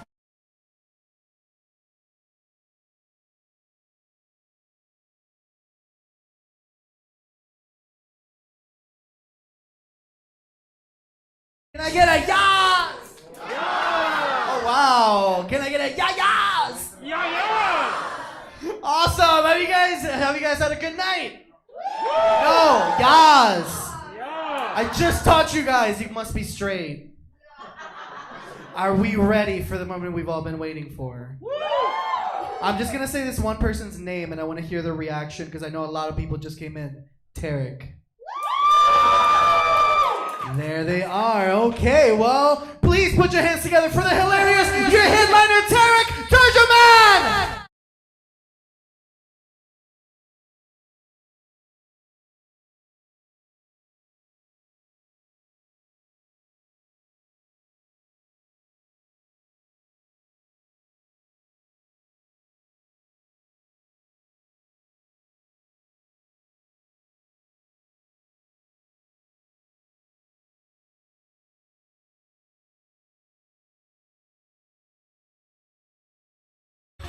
That was an Arabian death drop. Give it up for me, please. I almost died. I almost literally did a death drop for you guys. Like, I was literally gonna drop to my death. I still wouldn't have nailed it too, right? Judges would have been like, 4. May you rest in peace. What's up, guys? I'm Tarek! You like my terrorist shirt? Yeah? Do you guys know what this is? This is the oh, I heard. What's up, woke person? Oh my God, it's you! I know you! It doesn't count. It doesn't count. No one cares anymore. Yes, I am a Palestinian. I figure we still have like one more week of pity, so I'm gonna do all my Palestinian material today. Okay, that's it. Go over here. We're gonna get it off my chest today. But yes, this is Palestinian pattern. I've had this shirt for years. I've never wanted to wear it. But Louis Vuitton just released a $700 version. So what's up? I'm Palestinian! Yeah! Yeah, don't worry. I play Chiquita because I am an Arab Latino. Yes, yes. check it. She's real cute, right? Like she's Colombian Lebanese. Like that's so fucking exciting, right? I'm Palestinian, Guatemalan. Oh, yes! I know. Super desirable. Right? Yeah. It's not easy being me, okay? Illegal terrorist. Cocksucking. Because I'm a gay terrorist, sir. Yes, I'm gonna terrorize you with my insecurities, alright? And maybe some historical facts, which are terrorizing. I know, we don't want to hear those. Yeah. I'm a lot of things. Life is hard for me, but the hardest part of being a me is being fat. What's up? Look at this. I got pregnant during the quarantine. I got a food baby. I don't have a delivery date yet. Did anyone else make a baby during the quarantine? Like a real baby? No? Are you straight people here? Yeah? Are you sure? Not after I'm done with you. You didn't make a baby? Good for you. You took your birth control. Good for you. I take my birth control too. It's not for fatness. It's called PrEP. Yeah. Where are my gays at? Are there gays here? Guys. Did y'all take your PrEP? No? Y'all know what PrEP is? No? PrEP is a pill we take for everything. It's the gay birth control. It's a pill you can take to prevent or treat HIV. All right? So we're popping it everywhere, sprinkling it on our eggs, But someone told the gays that shit works for everything, because the gays like, oh my God, I don't need to get vaccinated. I'm on PrEP, I'm like, are you sure about that? You take it for everything. It's like, sir, your account's overdraft, but I have PrEP protection, Sir, there's an eviction notice. But wait, I took my PrEP yesterday, so I'm not sure who you're evicting. Okay. Yeah, it's fun being gay. Happy Pride, y'all. Yeah. It's really fun. It's really fun being a Guatemalan Palestinian homosexual. Yeah. Because I was canceled at birth. Yes. It's great, White guys are like, oh my God, I raped a woman and left her for dead and everyone canceled me. I can't believe it. And I'm like, oh my God, I was born and that's it. Same thing, right? Same thing. Too much, that joke. Oh, too real. So what's up, you guys? Lots to talk about. Palestine, of course. I'm sure you're eager to get it done. So let's just do it, all right? Here's the thing. I was traumatized by my father because he was traumatized. He's a refugee. He was kicked out of his country, and my whole life I was raised to know everything about settler colonialism, British imperialism. Like, I could never be a normal kid, you know what I mean? Like, I could never be a normal, he would ruin everything with facts. I hate facts. Right? So like, I'd be a little kid, I was being gay, I'd be like watching like Moulin Rouge, I'd be like, come on, man. And he'd come over and he'd be like, who's that? I'm like, oh, this is Moulin Rouge. That's Nicole Kidman. Who? God, that's my God. This is my religion. You need to respect it, okay, Dad? Oh, Nicole Kidman. She is from Australia. I'm like, yes, Dad, she's from Australia. You know what they did in Australia? Yeah, well, actually, she was born in Hawaii. You know what they did in Hawaii? I'm like, yes, Dad, I know. Okay. You can never just relax, You had to ruin it with truth. All the time. all the time. And it was like my whole life he spent like talking about the occupation of Palestinian people, telling me about what it's like to live in an occupation. He's like, oh, there's military checkpoints everywhere. They check you, they check everything on your body. They ask you who you know. You know what else they do? They create a blockade to people. They don't let them go anywhere. You know what else they do? They take their money. They don't give the money for nothing. I was like, Dad, the more you tell me about this occupation makes me realize that I'm living under your military occupation. Because you know how immigrant parents are super fucking strict? I was like, bro, you have checkpoints. You check my fucking breath. Ask me where I've been, who my friends are. It's an abuse of privacy, Dad, okay? Locking me up, not letting me go anywhere, blockading me like Gaza, you know what I mean? Fuck you, Dad. I would speak out anyways, you know what I mean? Yeah, because fight the power, you know? But it's crazy. Crazy shit happens to you when you're Palestinian. I went on a date recently with an Israeli guy, and he was really nice at first.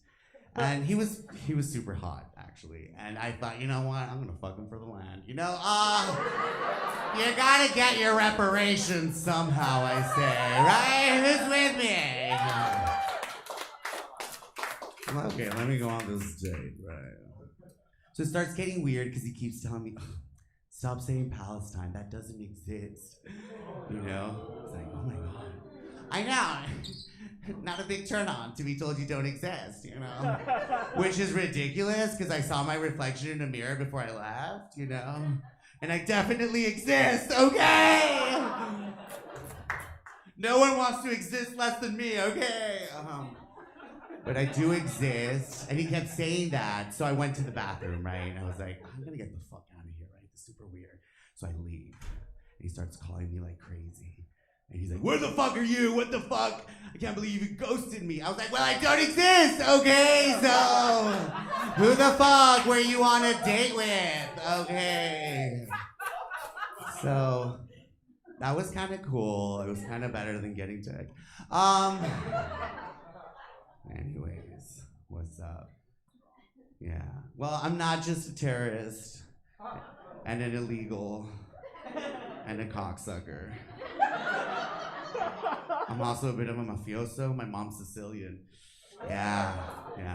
It's crazy how that's the least scary part of me, you know? That's the most acceptable part of me. Yeah, Sicilians are fun. You know, we're not the fashionable Italians from the north, you know?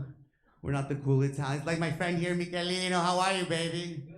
He's a proper Italian from Rome, you know what I mean? We're not proper Italians, okay? We have anger issues, food eating disorders, all right? And we blame you for it, okay? Yeah. Everyone in my family's like Danny DeVito. Yeah. Or Joe Pesci. Some are angrier, some are more Joe Pesci. I'm definitely leaning towards becoming more like a Joe Pesci. It's our destiny in my family to shrink and be scary. And I'm looking forward to it, okay? No one's gonna fuck with me. All right? No one's gonna fuck with me. Anyway, so how's... wait, we do have plenty of gay people here, right? Wow. Is it a mix? Is it all gay guys? Oh, okay, I'm getting to you. Is there any gay gals? Any non-binaries? Okay, fine. We're not that cool yet, I guess. Where are my buys at? Wow. Did you eat pussy in college? Is that what happened?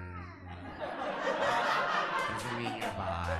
I'm kidding. If you're still thinking of the pussy, you're definitely bi. Maybe even just a lesbian. Yeah, it's fun being gay. Who likes being gay? Yes! Despite the human rights abuses, it's not bad. There are some perks to it. Not privilege, perks, okay? Don't worry, straight people. We don't think we're privileged. It's your thing. That's your thing! Do you like being straight? Yeah? Would you do gay shit? No? Oh, you guys are sitting really close to each other. At first, I thought you guys were the couples, and these were like your gay guys, you know, like. He's my accessory for the night. Yeah, I did some bi shit in my 20s. I did. I ate pussy in my 20s, guys. Give it up for me. Yeah. I did it. I had to get through the pussy to get to the dick, all right? It was like a vagina tunnel, you know, where the dick was the light. Yeah. Too lazy to do that shit anymore, you know. I don't even want to suck dick anymore. It's just, you know, right? You ate pussy too? I hope, for fuck's sake. How long have you been with him? Too long. That means you don't eat that pussy often enough. Okay. You definitely don't eat ass. So, you eat ass? No! Oh my god! I give it another week or so. Right? You don't eat ass. Come on. What else is there to do, right? No. Gotta break on through to the other side, you know? Yeah. I eat ass. Yes. And carbs, obviously. Because I'm a bear, you know? I eat the pan and the pinga. Yeah! I tried just pinga. I was going keto. Didn't work out. I am a bear. Any other bears here? Yeah. Oh, look, there's a bear over there. It's a bear Zaddy with a bald head. What's up? Being a bear is fun. Everyone thinks we're cute. Are we cute? Yeah. Thank you. That's awesome, because I'm also a 35-year-old alcoholic. So, you know. You're like, you're so cute. I was like, I know. I can also fart you out of this room. But, you know, I find that adorable. It's adorable. Yeah. My favorite part about being gay is that we can tell straight women the truth. Is that, you right? No, right? In fact, gay men are the only species who can tell the female heterosexual woman, scientific term, breeder lady, the absolute truth. Am I right or am I right? I mean, anyone can tell her the truth, but you know, there's consequences. Yeah, right? Like, look, you can tell her like, yo, baby, those pants are like snug. And she'd be like, yo, baby, I'm never speaking to you again, you know? I'd be like, bitch, what's up? Where's my rifle? You're a moose! And she'll be like, oh my God! Thank you for your honesty. I was wondering. I did feel a little uncomfortable. Where's your guy? Lo mandé para la mierda. He's not good for nothing. Okay? He can't communicate. No. My other favorite part about being a gay guy is when my best girlfriend starts dating a new guy, because it's like, we're dating a new guy. Yes! Am I right or am I right? Okay, I'm sorry. We're like your mother-in-law. We come with a fucking package, bro. We approved that dick pic. We wouldn't have gotten any without our permission. We encouraged her.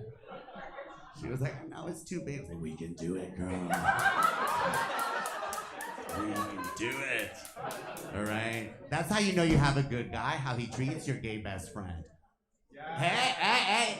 Watch how a man treats your gay best friend. Then you know you have a good one, okay? Because when you go out, you treat her like a lady, you treat him like a lady, okay? Right? You open the door for him, you open the door for me, like a fucking lady, okay? Right? You go out, he buys you another drink. I want a drink too, make it a double, like a fucking lady, okay? Or you're booty dancing? I can booty dance too, papi, like a lady, alright? You tickle her clit, you tickle my hole like a lady, okay? She gags, I choke like a fucking lady, okay? That's how you know he's the one. Right?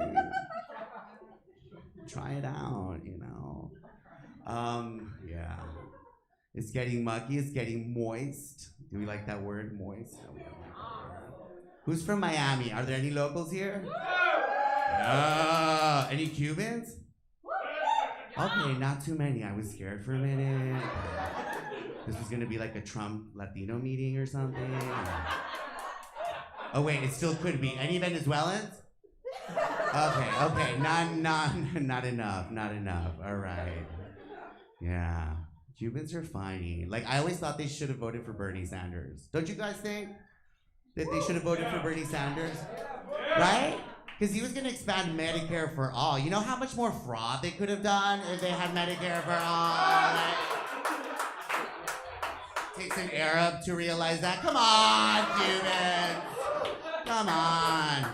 How much money you would have by now? You could have bought the island of Cuba back from the Castro family. Remodel that shit. Needs a few updates. Yeah. It's funny being a Guatemalan and a Palestinian. You know, we have a lot in common. For example, we don't like borders. No, we don't like separation walls. You know what I mean? We don't like those separation walls. Yeah. We're just gonna use our tunnels anyway, right? Yes. Yeah, being Guatemalan, Palestinian is not fun. I have what we call, because the thing about being Guatemalan, Palestinian, I'm a bit privileged. I've never been in a cage. I haven't. I have cage guilt, okay? It's the thing that happens to Palestinians and Guatemalans, you know. What cage? Wow. Well, there's a border between Mexico and the United States. Wait, who asked about the cage? Back there. They're keeping children in cages at the border, sir. Okay. They are, and a lot of them are Guatemalan, Central American. I doubt that a lot of them are gay, though, because if I was in a cage, I would do the Shakira she-wolf dance. Yes! Oh, you know. I know how to go, you know. They would set me free. Like, bitch, get out of here, please. Get the fuck out of here. Guatemala is a great place, okay? Even though it has mala in the word. It's not even a Spanish word, it's a Mayan word, okay? It doesn't even say that. It's great. It's number one in a lot of things, you guys. For example, we're the number one most undesirable immigrant in this country. Yes! Right? You would think Mexico is, but it's not. Mexico's only undesirable because of numbers, okay? We're undesirable because of merit, all right? And then also, we're number one, but check it, we're number one in Latin America in childhood malnutrition. Yes! That's good because we're raising some skinny bitches, you know? They're gonna thank us later, okay, when it matters. Like high school. If they make it to high school, of course, you know. I'm kidding. I'm not. I don't know how malnutrition works. Obviously, I wasn't affected. Arab money. Yeah. Are you guys crazy drivers? You guys driving out here? Making people nervous and shit, no? I am. Get out of my way. I honk. Are you guys from Miami? Where are you from? Oh my God. California. Oh my God. Where in California? Wow, that's white. So you don't honk. Do you honk sometimes? No, look at her. No. Well, we honk here. I honk everywhere I go. You notice that? Well, that's because that's our cars speaking Spanish, okay? All right, we're bilingual here, lady. All right, get the fuck out of my way. Anyways, you guys, my name is Tarek. It's been a ball being here. Thank you.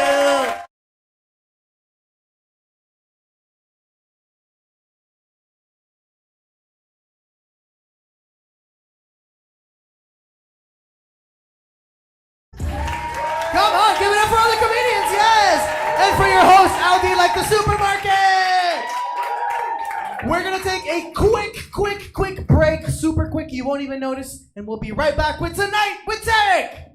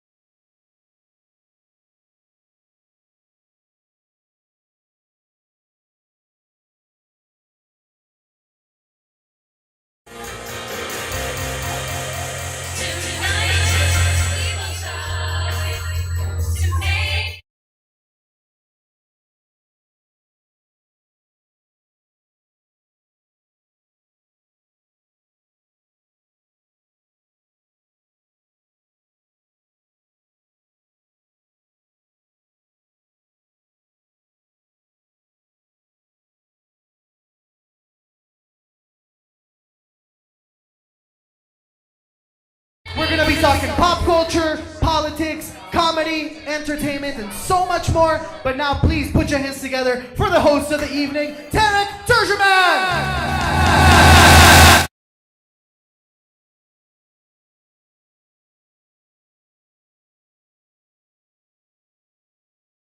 Put your hands. Dance a little bit. Let's dance. Let's dance. Turn it up. Okay, no. Fine. No one wants to see me dance. Fuck that. So Helen. Fuck Ellen, right? Yeah. Happy Pride. Fuck Ellen. Yeah. Anyways, I am Tarek. I am back. And this is our Tonight with Tarek Pride edition. So it's all about being fucking queer. Yes, believe it or not, I'm queer. I know. Still getting used to saying it. No, I'm not. I mean, I am queer, but I'm really used to saying it because I had to come out really early on because I was forced out of the closet. Yes. It turned out good. It's kind of my fault, okay? Because I was always the very obvious type, you know what I mean? Like, I was like, yes, Nicole Kidman, Madonna, you know?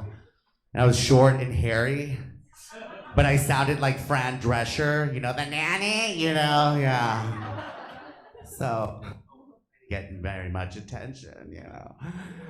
Good attention, right? I was bullied a lot. Were you guys bullied?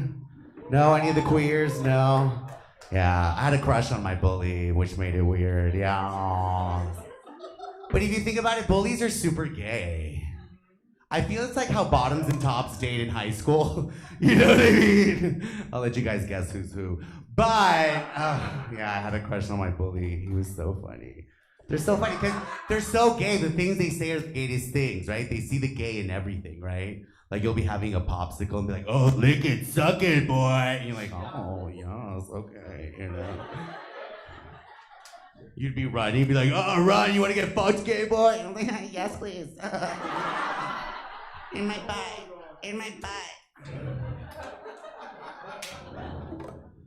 But it was really obvious. Everyone made fun of me, especially my little sister. Yeah, she was kind of like progressive. She was like, yo, you should come out. I think you're gay. I was trying, you know, I was lying to myself, and I was like, no. I'm kind of dating this girl. She's like, shut up, stop right there. You're gay. I was like, no. Spice Girl poster behind me, like, girl power, yes. He's not gay. Yes. Don't let him tell you who you are, you know. Yes. But wow, was that me? Is it just me who talks like, I feel like a lot of gay men talk like that, no? I feel like it's secret gay code, right? It's a gay accent, yes. It's like, I feel like it's like dolphins talking underwater. Yeah. Invented sonar, bitch, yes. Mm-hmm. Oh, you didn't get it? That's your problem. Yeah. No, but the thing is, my sister knew I was gay because she had found my gay porn. You know, and I was very careful, you know, I was only downloading it on the family computer that everyone used. Yes! Remember LimeWire, guys? Yeah, the Pornhub of anyone who was born in the 80s, you know. And you do it by title. You couldn't watch it till it was like done downloading it. So you would have to go by title, you know, you're like, furry Russian dad comes all over face. You're like, oh shit, I can't wait. I wonder what it's gonna be like. So she had caught me. And, but one day she devised a plan, right? She's like, if this motherfucker's not gonna come out to me, I'm gonna fucking bring him out, right? So one midnight, I got up and I'm like, ooh, let me hear my porn, right? You know? So I go to the family computer, I put my headphones on, smart, you know? The things you do for dick, girl, yeah! And I start listening to my Russian daddy, you know? Yeah, I'm interested in Russian history, okay, thank you. And my sister sneaks up behind me, right? And she scares me, and I was like, ah! You The entire neighborhood found out I was gay that night. Okay, that's how loud I screamed. You what? What, sir? Do you have a comment on my coming out wants story? it again. What? Yeah, that was kind of what it was like. Yes. One more time? No. No, but that's how I came out. And she's like, oh, I got you. I'm like, no. I'm just doing some research. Okay. Yeah, I've been doing a lot of research ever since. Yeah. And that's my coming out story. Okay. Top that, you boring ass bitches. Top it. Yeah. Anyways, are you guys ready for some show? Yes, we have so many guests for you today. We have Lauren Logiudice from New York, comedian and actress. We have our very own Peter Muir, the founder of Villain Theater. And we're gonna have a drag performance by the one, the only, our house mother, Auntie Maim. And we're gonna close this show with a little round of Millennial Jeopardy Pride Edition. So you guys ready?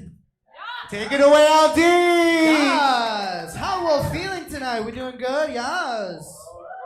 How are you? I forgot to say hello. Oh my god, were you there the whole time, Al? Oh my god, yes. I've been here my whole life.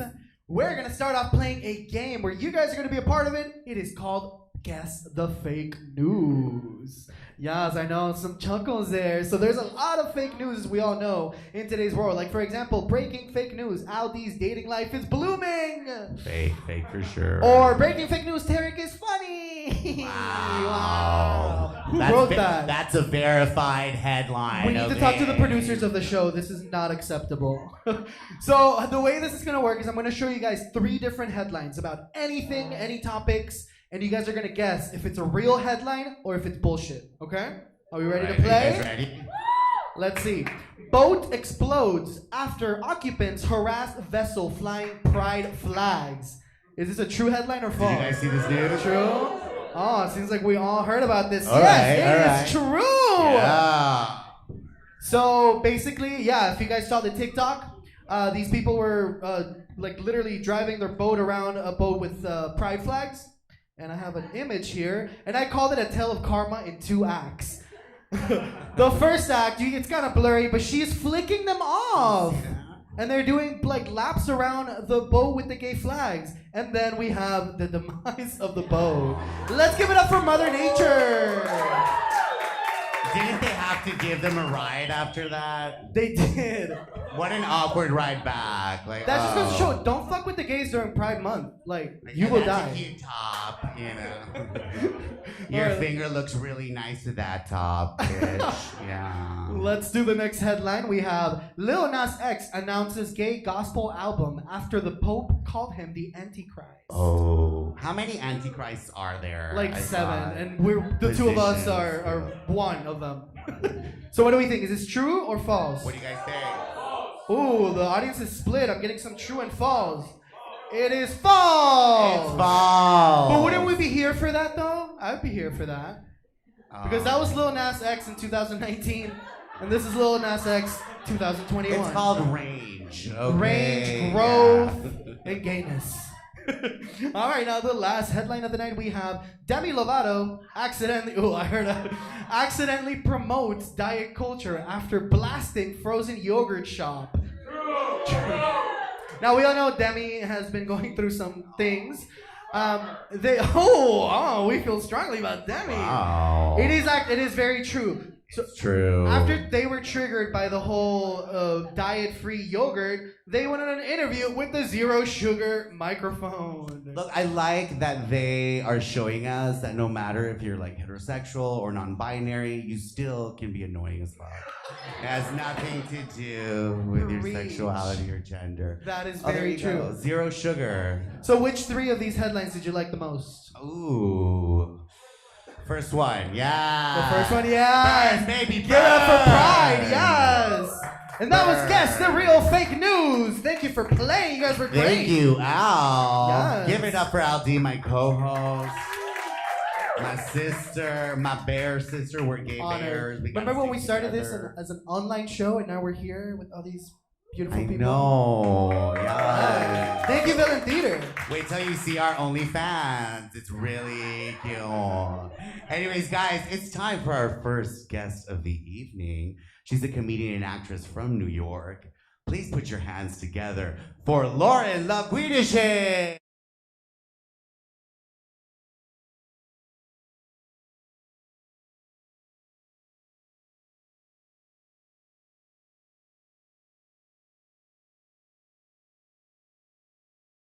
You fucked that up, by the way. That's it's Lauren Logiudice. Oh, okay. Shit. My Sicilian mother is gonna hate me now. She's so mad right now. Well, I'll teach it to you. She was mad okay. anyway. Teach it to you guys. So repeat after me. Lo. Jew. Oh my God, the way some of you said that. I don't know.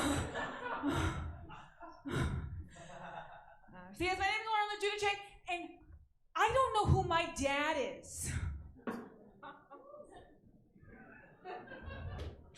They tell me he's a short Sicilian man who looks like Joe Pesci. Yeah, I'm not buying it either. My whole life, I am a walking paradox. I have a last name like Logiudice, and yet I look like I could be the horse trainer on Downton Abbey. Like, my family looks like they can come from the casting call of The Godfather. And I have the complexion of Princess Diana, and I dress like a gay decorator. People would tell my mom, like, oh my God, how nice of you to take in that Nordic exchange student. I mean, you see me next to them, it's like comical. Like, I am 5'10", okay? My dad is 5'5", 5'6". You say that again, I'll sew your mouth shut.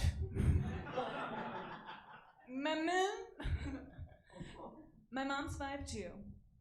Lauren, stop starting stuff. And my sister is 4'10". Shut up. I'm like Will Ferrell and Elf. Okay? My feet hanging off the bed. And still, subconsciously, I buy clothes that don't fit. Not only did I look different, I also very much think different. I think different than them, okay? They're all like, blood is thicker than water. I'm like, I like smiling. Smiling's my favorite. And smells like Tinkerbell and rainbows and unicorns and the butterflies and the colors red and blue, orange, blue. And someone please tell me who my family is. And I was gay too, so that was a big difference. Not only did I was so different, but from my family, but my whole neighborhood was Italian American. I try to explain to South Florida how Italian Howard Beach, Queens is. Okay, so a yellow ribbon in your neighborhood would mean. Thank you. I thought we were having a Florida moment. I was like, do we have to teach basic history? Okay, and epic. Okay, all right. So yes, a yellow ribbon class means bring the troops home. Okay. In my neighborhood, a yellow ribbon meant bring the mobsters home. Yeah, they went to jail like most people went to work. An abandoned field, they'd set it on fire twice a year and would casually remark, oh yeah, who were they burning? And then there I was, a queer, rollerblading Gulliver. Yeah. Sliding past those little mobster Lilliputians I wanna play. That did not go well. My therapist is like, you have a lot of repressed anger because you weren't able to fight back because you're so shy.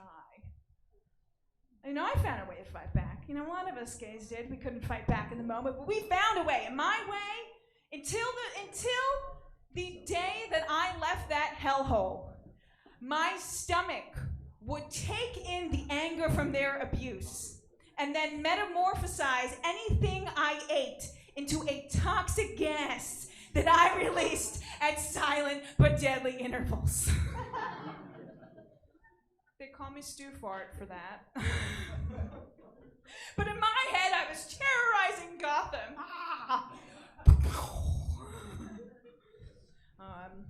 And you know, my family has a reason. They tell me, they have a reason of how I came into being. They have this story. They tell me, for my whole life, literally my whole life, they've said, Lauren, when the Vikings invaded Sicily, they intermarried.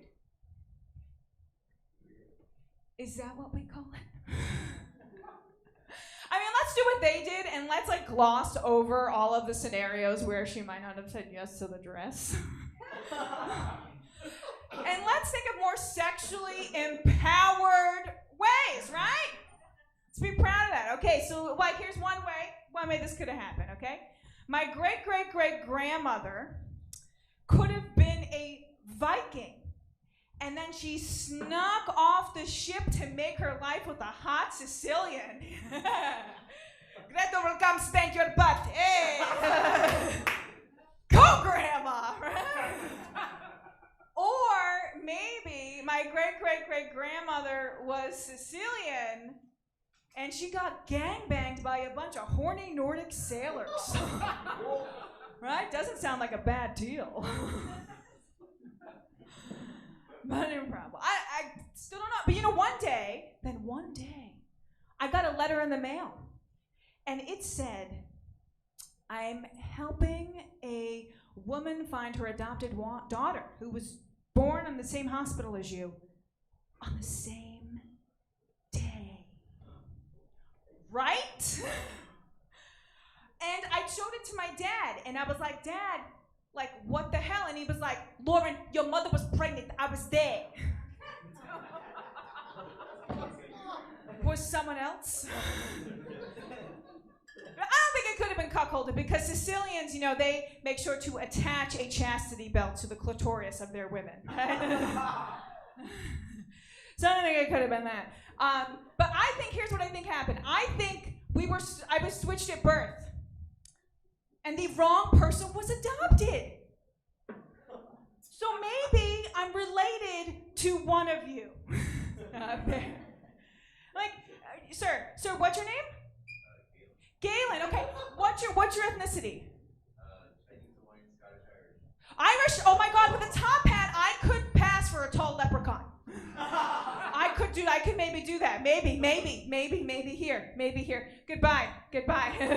They're like, we do not stand with leprechauns. We are out the door. Goodbye. We will not. Okay, Miss, what's your name? Denise. Hi, Denise. And what ethnicity are you? Irish. Oh my God. Okay, and Miss, what's your name? Rachel. And what ethnicity are you? Ah, Polish. Yes, I am often the butt of the joke. So that could get me. Yeah, Italian. We're working on that one. Okay. I'm still. It is a mystery to me. And then the DNA tests become available, and I try to get my dad to do it, and he was like, "Get the fucking thing away from me." I'm like, "But Dad, don't you want to know? Like, what if you have a kid out there? You know, you and I, Dad. Let's be honest. We're like Laurel and Hardy, Ren and Stimpy, Tom Cruise, and every actress he works with." So, where were you? Where were you, sir? Where were you when the world was falling apart? You were in Miami. Okay. Where the world really wasn't falling apart because it just kept going. But where you have an addendum, sir?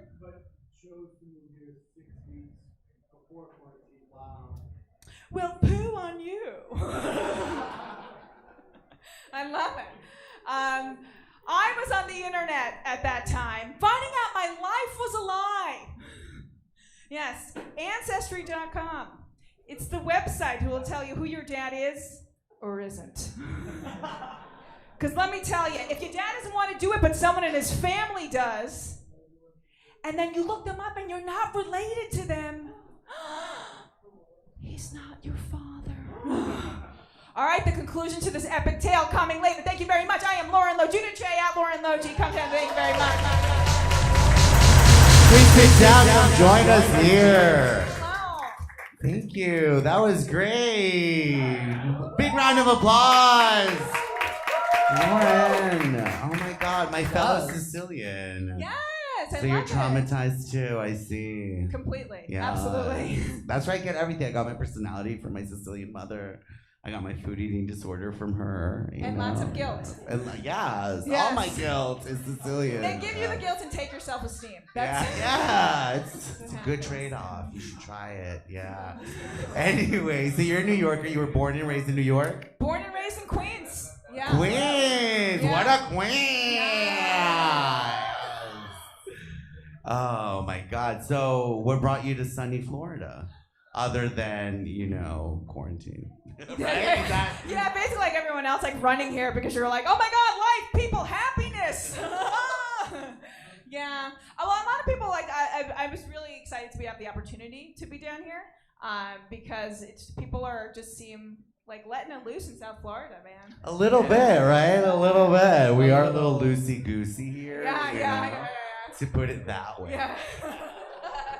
Yeah, I happened to be at the Standard Pool the other day, and I was like, I'll be hearing lots of wonderful conversations about going from group sex situation to group sex situation. I was like, South Florida, do it! Yes! Have you done your group sex situation yet? I've missed out. I need to catch up. Oh, wow. Tarek will show you around that area. Tonight with Tarek. Tonight with Tarek, all right? Tonight is all night long. After hours edition. I don't know. I'm too old for those nights now. It's a lot. Yeah, I'm just gonna have an edible and cry. Very productive. Anyway, so when did you start doing comedy?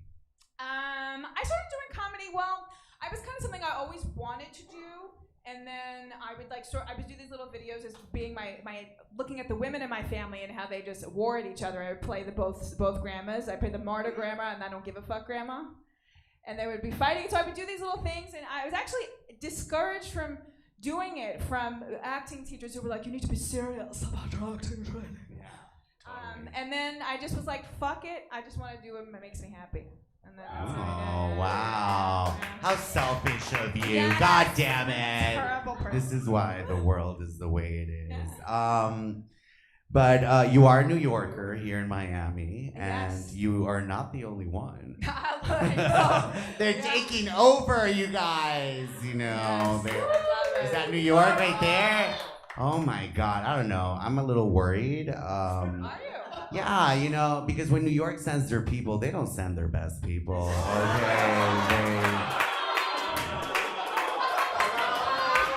They send comedians, they send bankers, they inflate our drug prices, all right?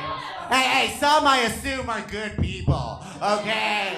But I call a halt to this until we figure out what the fuck is going on. Triggered! I'm sorry, I don't know where that came from. Were you getting all the finance douchebags? I am. I I'm love a it. realtor, so I have to meet all the realtor Oh my God, douchebags. the financial district where they usually live is just like a total ghost town right now because they're all down here. Sorry, bye. They're my neighbors. I live in the financial. I live in Brickell. That was me. Sorry. Bitch, going to see you is such a mission. First of all, you have to valet park to go see this bitch. You have to pay like $20 just to park at his building. It's just to make sure you really want it, okay? And then you're fucking. If you make it to my apartment, you deserve to come inside. It's a mission. That's how I feel. Anyways, it's about Lauren Al. I just need to get out my chest, okay? All right. I want to start a conversation. Okay, let's New York versus Miami. You guys want to have a conversation? Yes. All right. So we're gonna have a few things. All right. New York versus Miami. Here, I'm gonna have it here for you, so you don't have to break your neck. Oh wait. Oh, I almost threw the rainbow down. But it's so sad. It only I has almost one light. killed pride, everyone. The power of pride is in this little neon $1 light from Target. All right, Lauren. So, are you ready? Yes. We're gonna do New York versus Miami. Are you guys ready? Yes. Okay. First slide, please. Little Italy versus Little Havana. Oh. All right. You want a cannoli or you want a croqueta? What do you want? Little Italy is just so lame. It's all of the most like. Yes, it is. It is. It's all the Italian American community community's got to get their shit together. The only mouthpieces are a bunch of homophobic, racist pieces of shit. Wait, are you talking about the Italian community, about the Cuban community? Get it straight here, okay? I don't. This is how we're united. I didn't know that. I thought it was the Italian American community. Yeah. I feel like you can find. Yeah. What? Oh, it doesn't look like Little China at all. What are you talking about? What are you talking about? Well, I mean, look, you'll find buff guys with chicken legs in both Little Italy and Little Havana. That's a virtue they share. Yeah. Well, Sicilians are a lot like Cubans, you know? Yeah? They have Napoleon complex, you know? Do They do. They're just angry, hairy, and like they scream at you. And they're short. I'm a hit with them, you know? Yeah. All right, next slide. It's undecided. Williamsburg versus Wynwood. I mean, I think there's on par with how many annoying people are in each. You know? Yeah, I feel like it's all the same people. Yeah, I think you know, like they were in Wynwood and they woke up in Williamsburg and vice versa. They're kind of like zombies. Wow. Is it the same thing where their parents are paying for their apartment in either way? Yes. Yeah, there we go. Fuck those But they're socialists, okay? Yeah. Their parents provide the socialism, you know? I'm gonna It send makes you. sense. I'm gonna send you all the people from Williamsburg. Oh, thank you. Put them in Wynwood. You're trying to get Just send everyone. them Be like, you over. guys should really move to Florida. I'm just gonna go to coffee shops in Williamsburg and talk loudly about Florida, Miami. How great it is! You need to move to Wynwood. No. Everyone's like, oh my God, you devil. Oh my God. Okay, next one. All right, Miami Queens or New York Queens or Miami Bitches. I go with Miami Bitches. They're a lot more fun. I'm not sure the New York Queens are low. You know, they're a little bit hardened and bitter and fun in that way. More cutting. They see more theater. I think it's. I know, but Miami Sophisticated. Yes, but Miami Bitches see more dick. So I trust their feedback more. No, this is where New York bitches come to catch up. They come to catch up on it. What about you, Al? Are you a Miami bitch? This picture right here just called me fat. Yeah. So I'm gonna go with the New York Queen. That picture called me fat. This one called me stupid. I'm over it. Okay. I'd rather be stupid. Next slide, please. Bodegas versus gas station. Gas station. What do you guys like better? Oh, can you get poppers at a bodega? Yes. You can? Okay. Bodegas. Wow, she likes her peanuts. Bodegas have hotter guys. Bodegas have hotter guys? Yes. Like this guy drinking He's his hot, shit, yes. He's hot. You want to hit? I said what I said. Bodega, guys. No, but no one moves faster. No one can make a sandwich faster than someone in a bodega. It's That's magic. true. You're like, blah, blah, blah, blah, blah, and they're like, here you go. Service is better at a bodega. Gas station, you're lucky, you know. At least you're servicing guys in the bathroom. Then the service is real good, you know. It's different. Anyways, that was New York versus Miami. All right, well, give it up for Lauren. She'll be back later. We'll call you back to play a little Millennial Jeopardy. That was so much fun. But I think now, Aldi, do you have a surprise for us? Wait, what? Do I? Who? Do you hear something? Do I hear something? Do you hear something? Do you hear?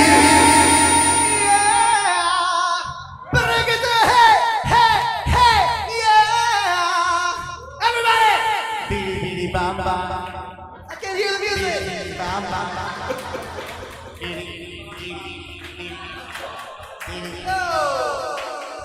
Cada vez, help me out. Cada vez que lo veo pasar, mi corazón se enloquece y me empieza a palpitar. Here we go. Y se emociona, ya no razona, no lo puedo controlar. Here we go. Y se emociona, ya no razona y me empieza a cantar. Give it up, guys. Me canta así, así.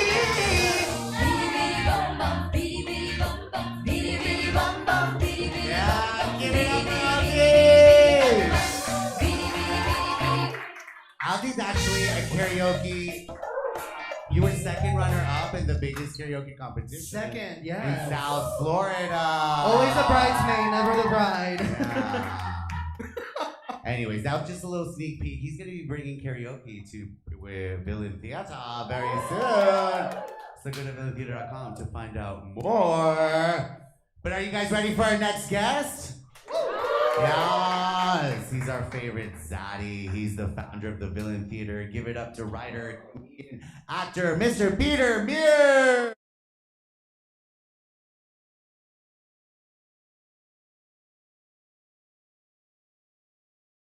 Hey everybody, how's it going? All right. I'm part of the straight delegation today. I apologize in advance. I've been married for 8 years. Where are my married people at? All right, congrats to you, taking the plunge. Been married for 8 years. That means that the only thing that means is that I haven't had to convince straight women that I'm straight for 8 years. And that's really a perk of doing it. It was very hard to do, in my dating life. It wasn't easy to try to convince women that I was interested in them in that way. I have this is my normal speaking voice. So when I'm trying to talk sexy to somebody, it's like, hey baby, you wanna fuck? Not really. So you try to lower your voice, like, hey baby. Hey. What's up? How about I put my pee-pee around you? It's a good pickup line. I had my sister, her boyfriend once told me that he thought I was gay because I smiled too much. That's how you know. That's how you know. And the only good tip I got for dating women was don't speak. You remove all mystery. Just don't say anything. Let her figure you out in your own head. Create this illusion of yourself. And just don't blow it by actually saying something stupid. So basically what I learned is don't smile and don't think. Being a straight guy is basically removing all joy from your life. Accurate, thank you.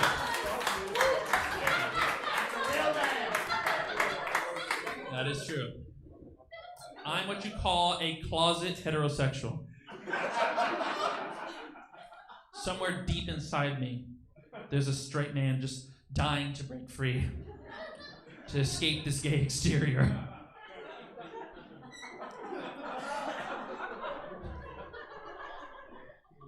But I'm certain I'm not gay. I'm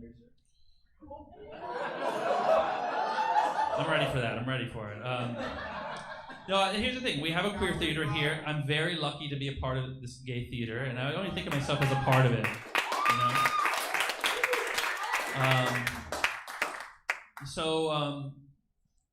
I love gay men, but I don't love gay men. You know what I mean?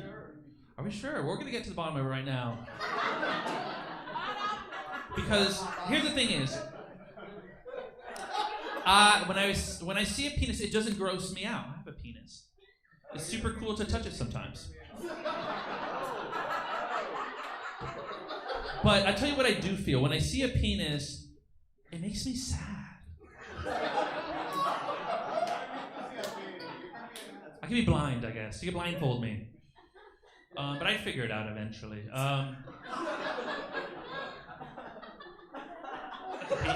That's a penis. That's a penis for sure. It's kind of like that thing when you see a horror movie, like a really scary movie, and it's like the house is haunted, and everyone's like running away. You know who's the first thing that happens in one of those movies is the dog dies. And you're just like, oh man, why'd they have to kill the dog? That's the feeling I get when I see a penis. I'm just like, oh man, I didn't need that.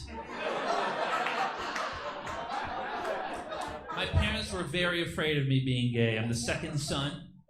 You know, just statistically, that better odds. My brother is an opera singer, so they figured it's there somewhere.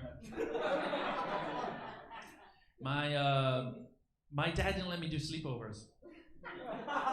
My brother got to go to sleepovers. My sister got to go to sleepovers. And I was like, Mom, Dad, why can't I go to sleepovers? And they're like, just not for you. Just not for you. There was one time I was just being an annoying little kid and I was singing the same song over and over again, like a typical kid, just being annoying, you know? And my dad just freaked out at me, the angriest he's ever been at me. I was like, oh my God, how homophobic. It didn't help that the song I was singing was Private Dancer by Tina Turner. I'm your private dancer. Dancer for money. It's just such an evocative song, guys. It's not my fault. So they did what every responsible Cuban parent would do. They put me in an all-boys school to make sure I wasn't gay. And one of the goals of that school was to teach me how to speak Spanish. Where are my Latinos at? My Latinos? All right. Thank you for being here. I don't speak your language. and it makes it, no, I have time. I will learn about everything. But una lástima is what it's called when you have a Spanish child who cannot ever learn Spanish. Sad. And so they put me in this school, and I hated school. Who would have thought I ended up here? I hated school. My dad wanted me to be a lawyer, and I chose this. As if it was choice. But they had this guy there who's a security guard at that high school that I went to. Belen, actually, I should just say Belen. You ever heard of that one? Yeah. That's deserving. It's like one of those Catholic schools where they wear the polo shirts, you know? Except when you're a Belen guy, you are a polo shirt. That's your designation.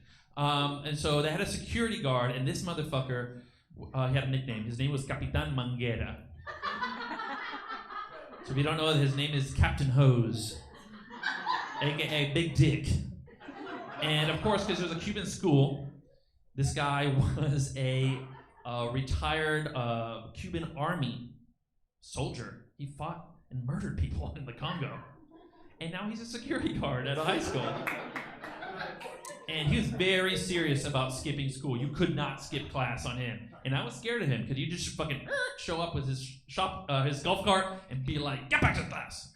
Except in Spanish, so I had no idea. I just assumed he was saying that. And so one day I decided to skip class, but I had a good excuse. I was like, hey, I'll leave during the lunch break, and I'll say, you know, I'm going to get my lunch from my car. I'm a senior, so I left my lunch in my car. Gotta go into my car. And then once I get there, just take off. So I got everything figured out. Take my lunch break. From the first minute that I could be going to lunch, you know, beelining, Oprah walking, fast walking to my car. And of course, out of nowhere, just out of a bush, the golf cart shows up. Capitan Manguera is there. And I rehearsed this in my head because I don't speak Spanish, so I'm like, I'm going to tell him I'm going to lunch. I'm going to tell him I'm going to lunch. Going to lunch. And I said, and I freeze. And I can't think of anything. And he's staring at me, and I go, tengo que recoger mi loncheo? I said to him, I'm going to get my luncho. And he just was so confused. And he was like, huh? And I just stared right back at him like, and we're just having this standoff here. And it fucking worked. He was just like so confused. He let me go to my car. When I got home and I told my dad that story, he committed suicide. Thank you so much, everybody. That's my time.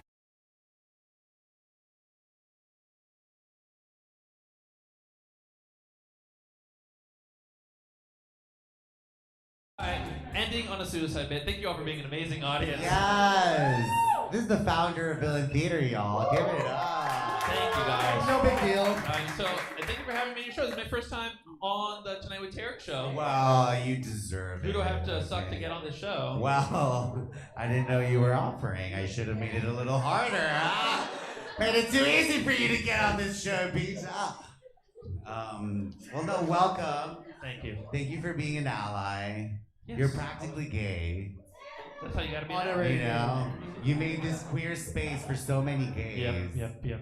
That's gayer than gay, bro. Like, I think what's so. up? Yeah. Anyway, so that's an interesting conversation because usually we talk about homophobia, how it affects homosexuals, but we don't talk about how homophobia affects heterosexuals. Totally. Right? Yeah, and I think there's a dark side to it too, which is, Well, there's a dark side to me. I want to show you. No, sorry.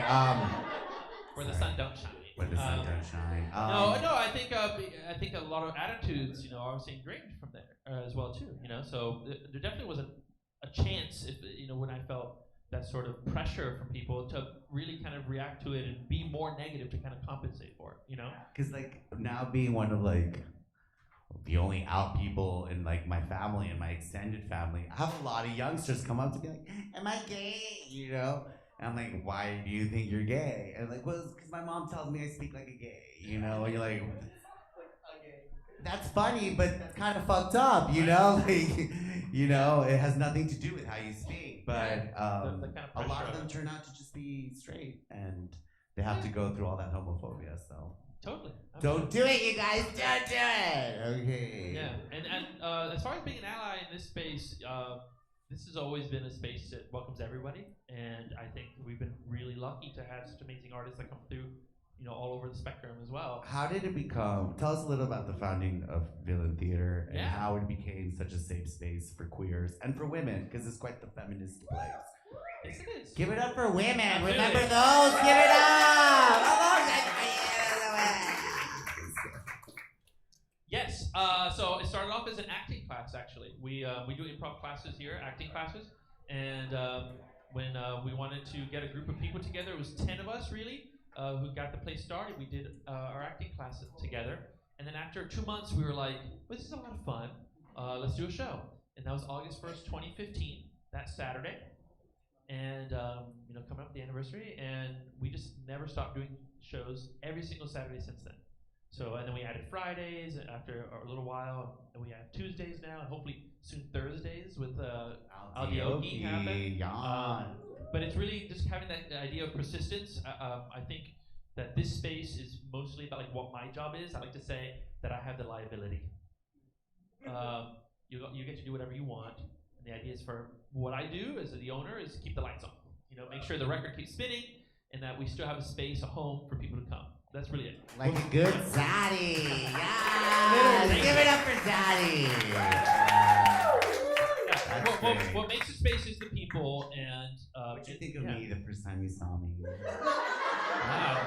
What was the first time I saw you? That's a really good question. I wonder what level you were at right at that point.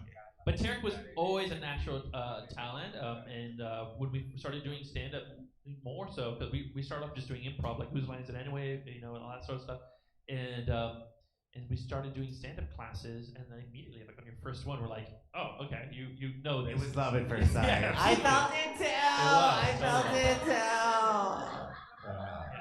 But you're such a great ally. You're the ultimate Miami gay, non-gay. So we're gonna play our favorite game with you called How Miami Are You? Are you ready? Are you ready? Yeah. Pride edition. But this is our Pride edition. Ooh, okay, let's So do we're it. gonna test how Miami gay are you. Let's try. Are you guys ready? You can play too. Okay? All right. First question, please. Which one of these is not a real bathhouse in South Florida? Okay. A. Club Aqua Miami. B. The Moist Bear, Wilton Manors.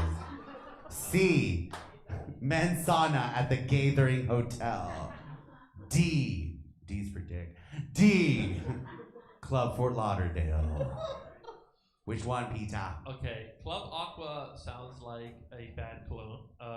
It kind of is the best way to describe it. So I'm gonna say I don't want that one. I'm gonna pick the one that I want to be true as the one that's not true. Because that's how life is, guys. Yes. Which one do you The want lesson. to be true? Club Fort Lauderdale is a MAGA rally, so I'm not going to that. That's where they have KKK meetings. Oh, and no. shit, yeah. And then I already know about the gathering, so it's got to be the Moist Bear. What's the answer? Yeah, the Moist Bear. What is the Moist Bear? The Moist Bear is just our friend Poppy J Snacks. That's just a person. That's it. I think that would be a great. Imagine a jacuzzi filled with bears. That should be Poppy's new gig. Yeah, it's definitely to gonna be open a moist. bathhouse. Yeah. We would spend a little bit of money on the filters. Yeah. Any investors? Wait, can we make a bathhouse here? Like once a week, it's a bathhouse. Absolutely. With a mic in the Show middle? you're a real ally now. Yeah, exactly. Let's fill this place with water. About 4 feet is enough. All right. All right, next question. How Miami are you, gay edition? Oh, wow. What is the typical Miami gay diet Okay. on a weekday? Okay. All right. Is this gay topping or bottom? Wow. What do you think? She bottoming, girl. Always. She's gonna have a busy night. The top is eating whatever they want. I don't care. Yeah. All right, so you got to say what they're gonna have for breakfast, for lunch, and for dinner. So. Okay. So breakfast. I wake up as late as possible, so I skip breakfast. So I'm gonna add that. Good bottom. Yeah, exactly. Okay. And then lunch. There's got to be an iced coffee somewhere, right? Yeah. Okay. Probably. Okay, that's gonna be there. And then if you're trying to keep the carbs low, for dinner you should eat air. Oxygen. Well, you were quite close. Let's Okay. take a look. Al, please. Breakfast. Iced coffee in a vape pen. Yeah. Got you going good, Clean you out. Lunch, pan con pinga. Just pinga if you're keto, though. Okay. We respect all dietary restrictions. Yes. And then dinner, 2 bumps. Yeah. 4 if you're a bear, because you're a big girl, I need like 8 myself. Absorb. Yeah. Okay, that makes sense. So that was the gay diet, y'all. Yes. Okay. Next question.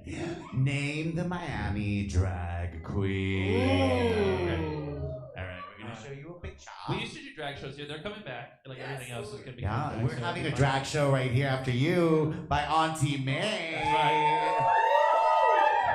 Hopefully, shady lip sync and other cute things will come back. Yes. Are you ready? We're gonna ready. show you a picture, and you're gonna say the name. All right. First. Okay. This one. Oh, okay. I know. Because she be in here. That's Carla La Croqueta.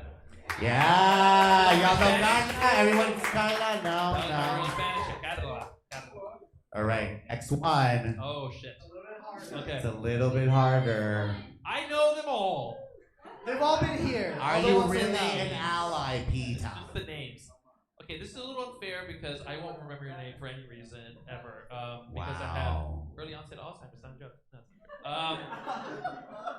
Where am I? Let's say I think it's FKA Twin. Yes! Oh my God! Wow! A true ally. All right, one more. She's super Miami. Miami's pop star. Here you go. Queen. Okay. You know who Look at that your is. screen. Okay, I think I know who this is. Who would be? It is. Do you guys know? It is Ariana Grande, but it also is Cat Wilderness. It's got Wilderness! Oh my God! Give it up for Peter. Thank you.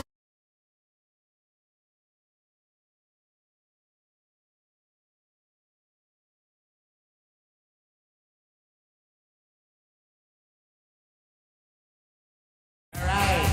Talking about drag queens, are you ready for some drag, everyone? I think it's time for my motherfucking drag. Yes. Make some noise. All right, she is our house mother here at the Villain Theater. She's a legendary drag queen in South Florida. She hosts an amazing show at the pub in Wilton Manors. Please give it out for my auntie, Auntie Maim.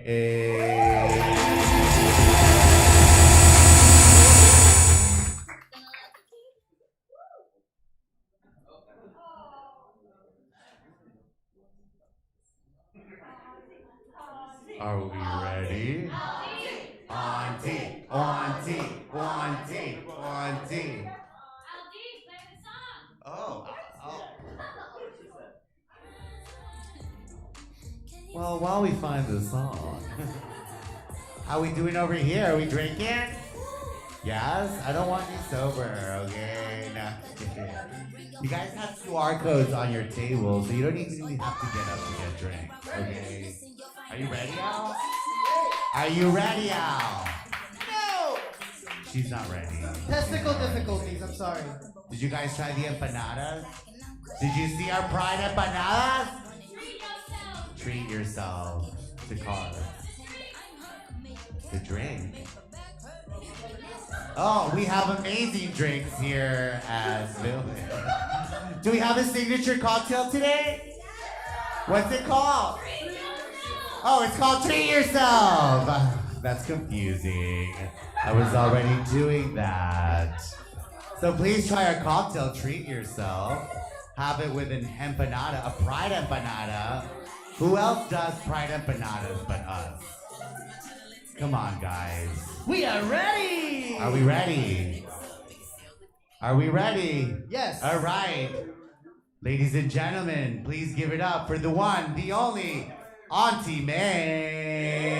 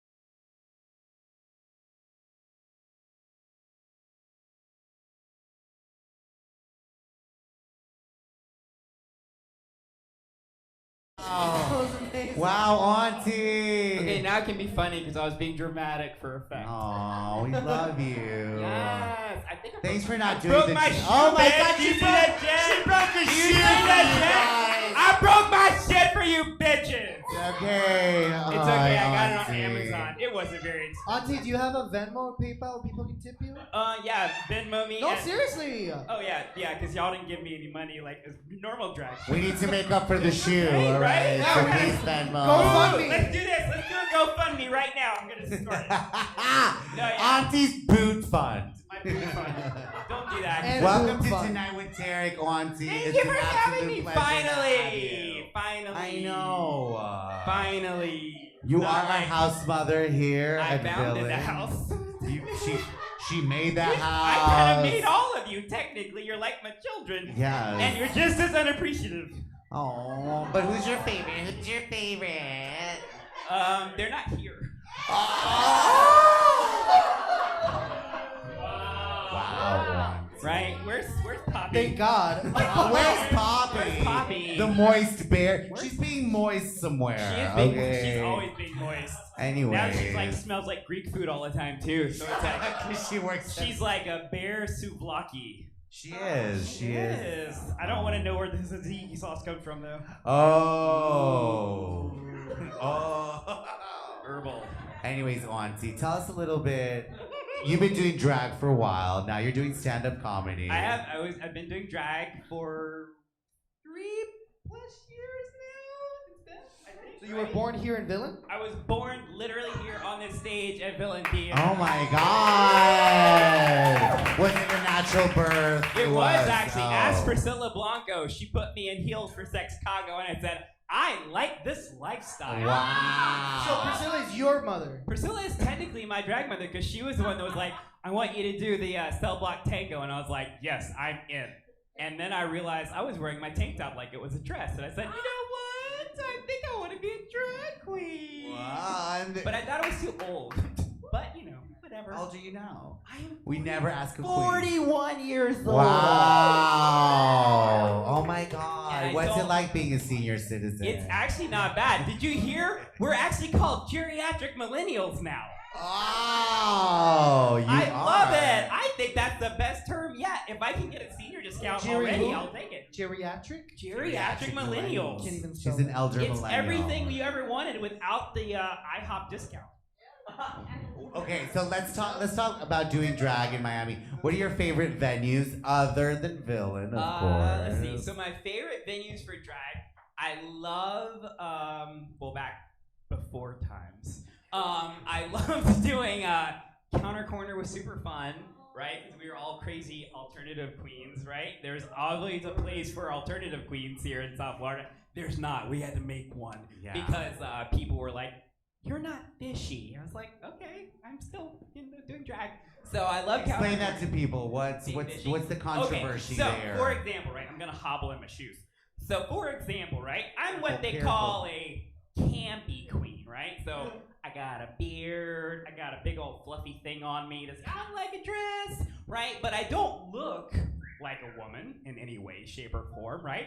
I don't have a figure like a woman, and I have facial hair. So here, there's a lot of queens that look like fishy, right? So fishy, for you guys that don't know, fishy, womanly, female, curves, hips, makeup that's not covering a beard, right? That's what fishy is. So down here we had to make our own little space. So that's what Villain is for. That's what Counter Corner is for. That's what Double Stubble is for. Give it up for the alternative. I'm sorry, but the shoes killing me. You were like walking. I'm gonna do it. I'm gonna make do. I'm going to do it. I'm still a performer. I think you're gonna be awesome. You're gonna play our next game called Millennial Jeopardy. I can't wait. You're gonna be the geriatric millennial. This is gonna be really That's cool. what you say, geriatric. I know, but like, yes. I'm a little nervous because I don't know if you're on my end of the millennial or on the last Well, end. we're gonna find out. Please take a seat over here at the bench. Okay, And fine. please, let's have our two other guests join us on stage. Give it up for Peter Muir, everyone.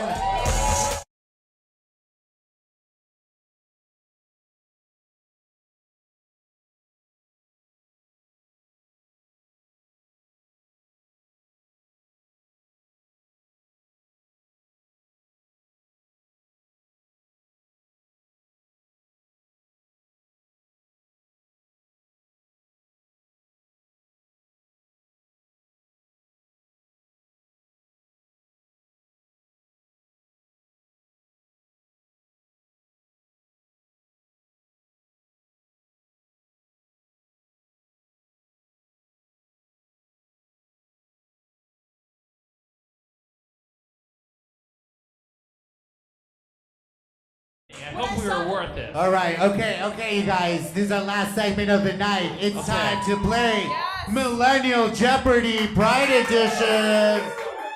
All right, guys, now you have to remember, Millennial Jeopardy works just like regular Jeopardy, except we're a little gay and a little sad. Okay.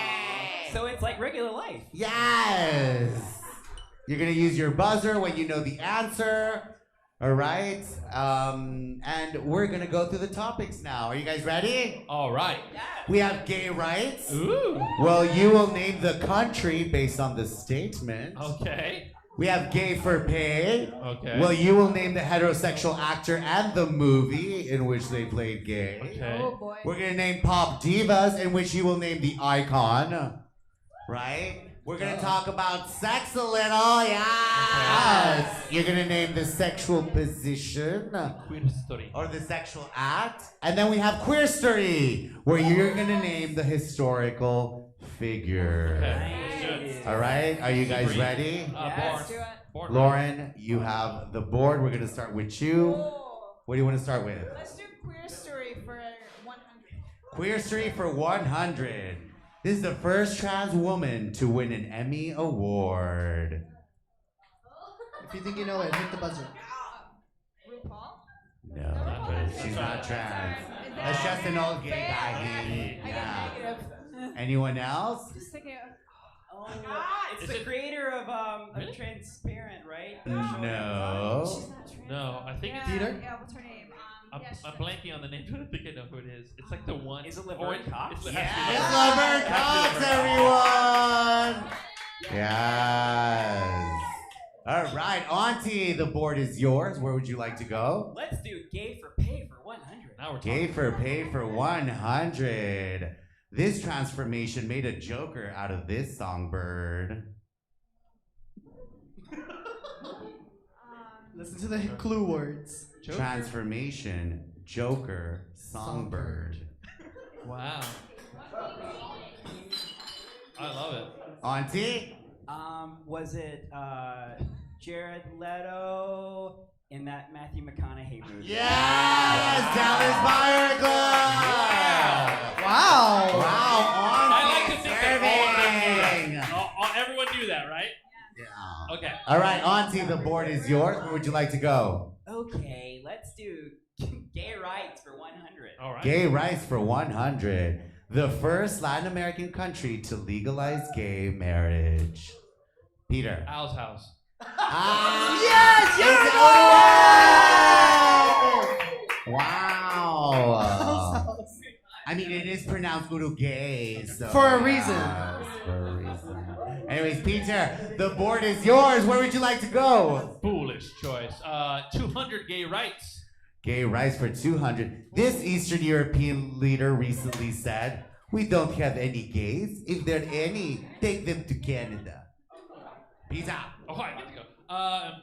Why are they all on? Poutine. They're supposed to be Because on. they hit them while you're reading. Everyone hit them already? Okay, who hit it first? I mean, It was technically me, Auntie it was first. me. Auntie. Is it Poland? It's not Poland. close. Lauren. Oh, fuck. I think I was going to say Putin, but I don't think that's right. So, It's not Russia. oh, Peter. great. It's close. They're Oh, buddies. it's probably Erdogan, the shitty Turkey. No. No. Anyone in the audience? We love No, Turkey. no. Belarus? Yeah! Oh my God! It's Of course, Chechnya. Janelle. Give it up for Janela Santos! All right. Oh, Give we're it up for talking to the Chechnya. country. The literal Leader.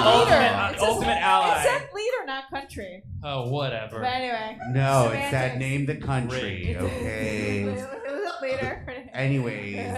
Do I get to pick again? Wait, yes, you do. Pop Divas 100. Pop divas for 100.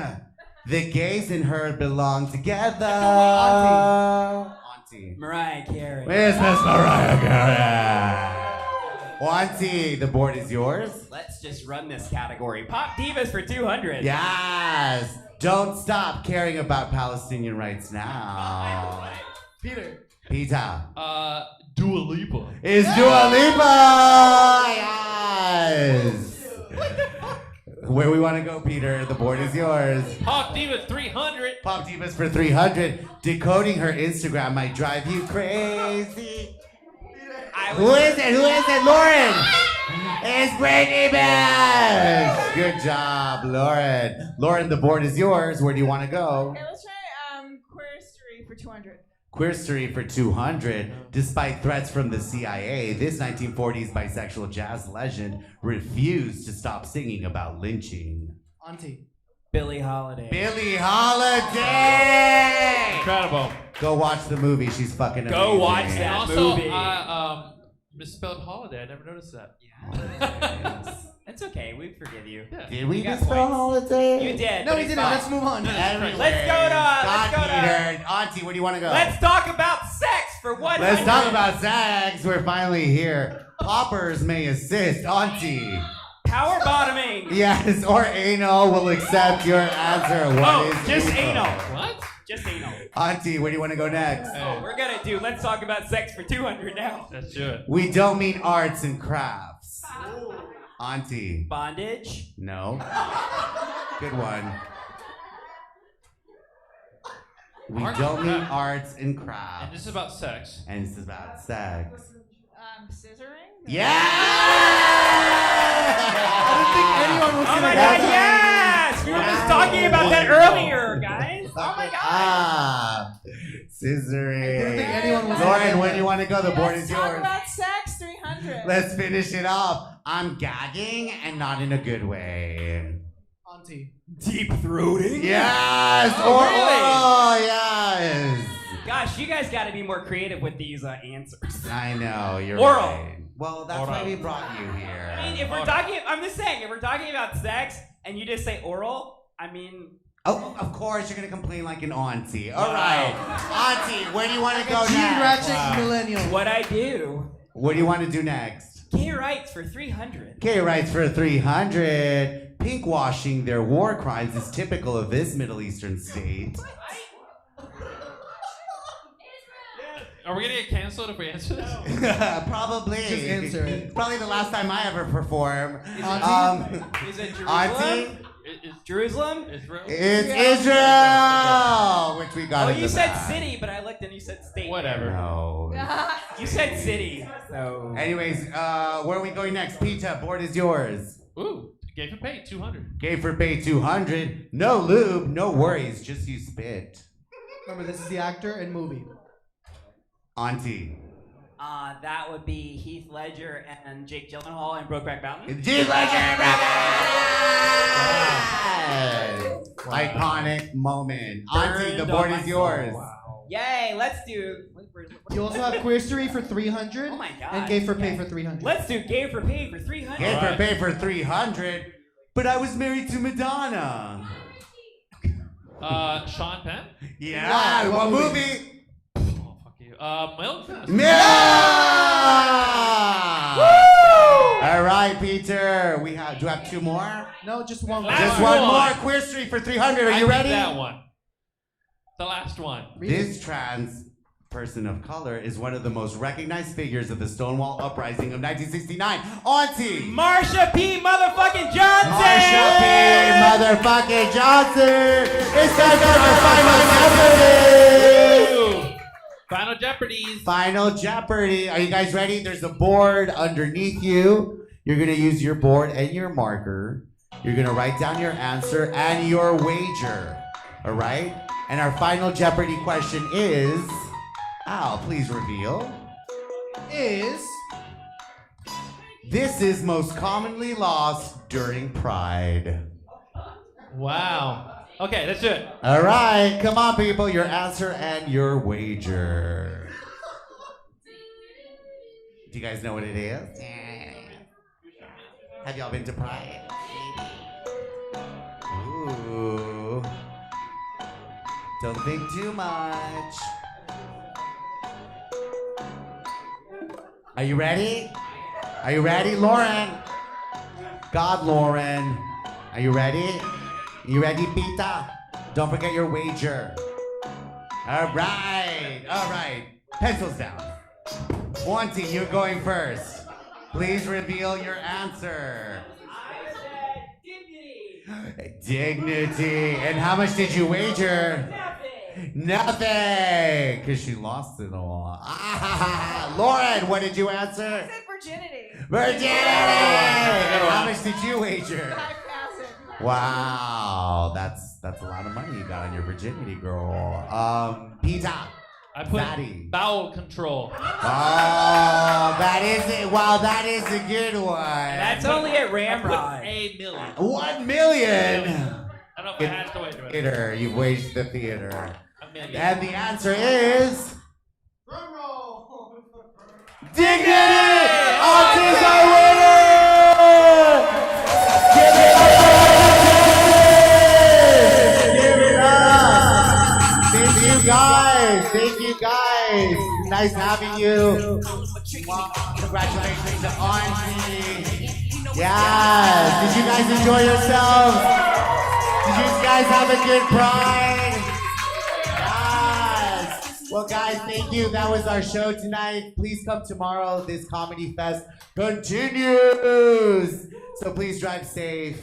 Get your empanadas on the way out. Get your merch. And keep supporting gay comedians. Good night!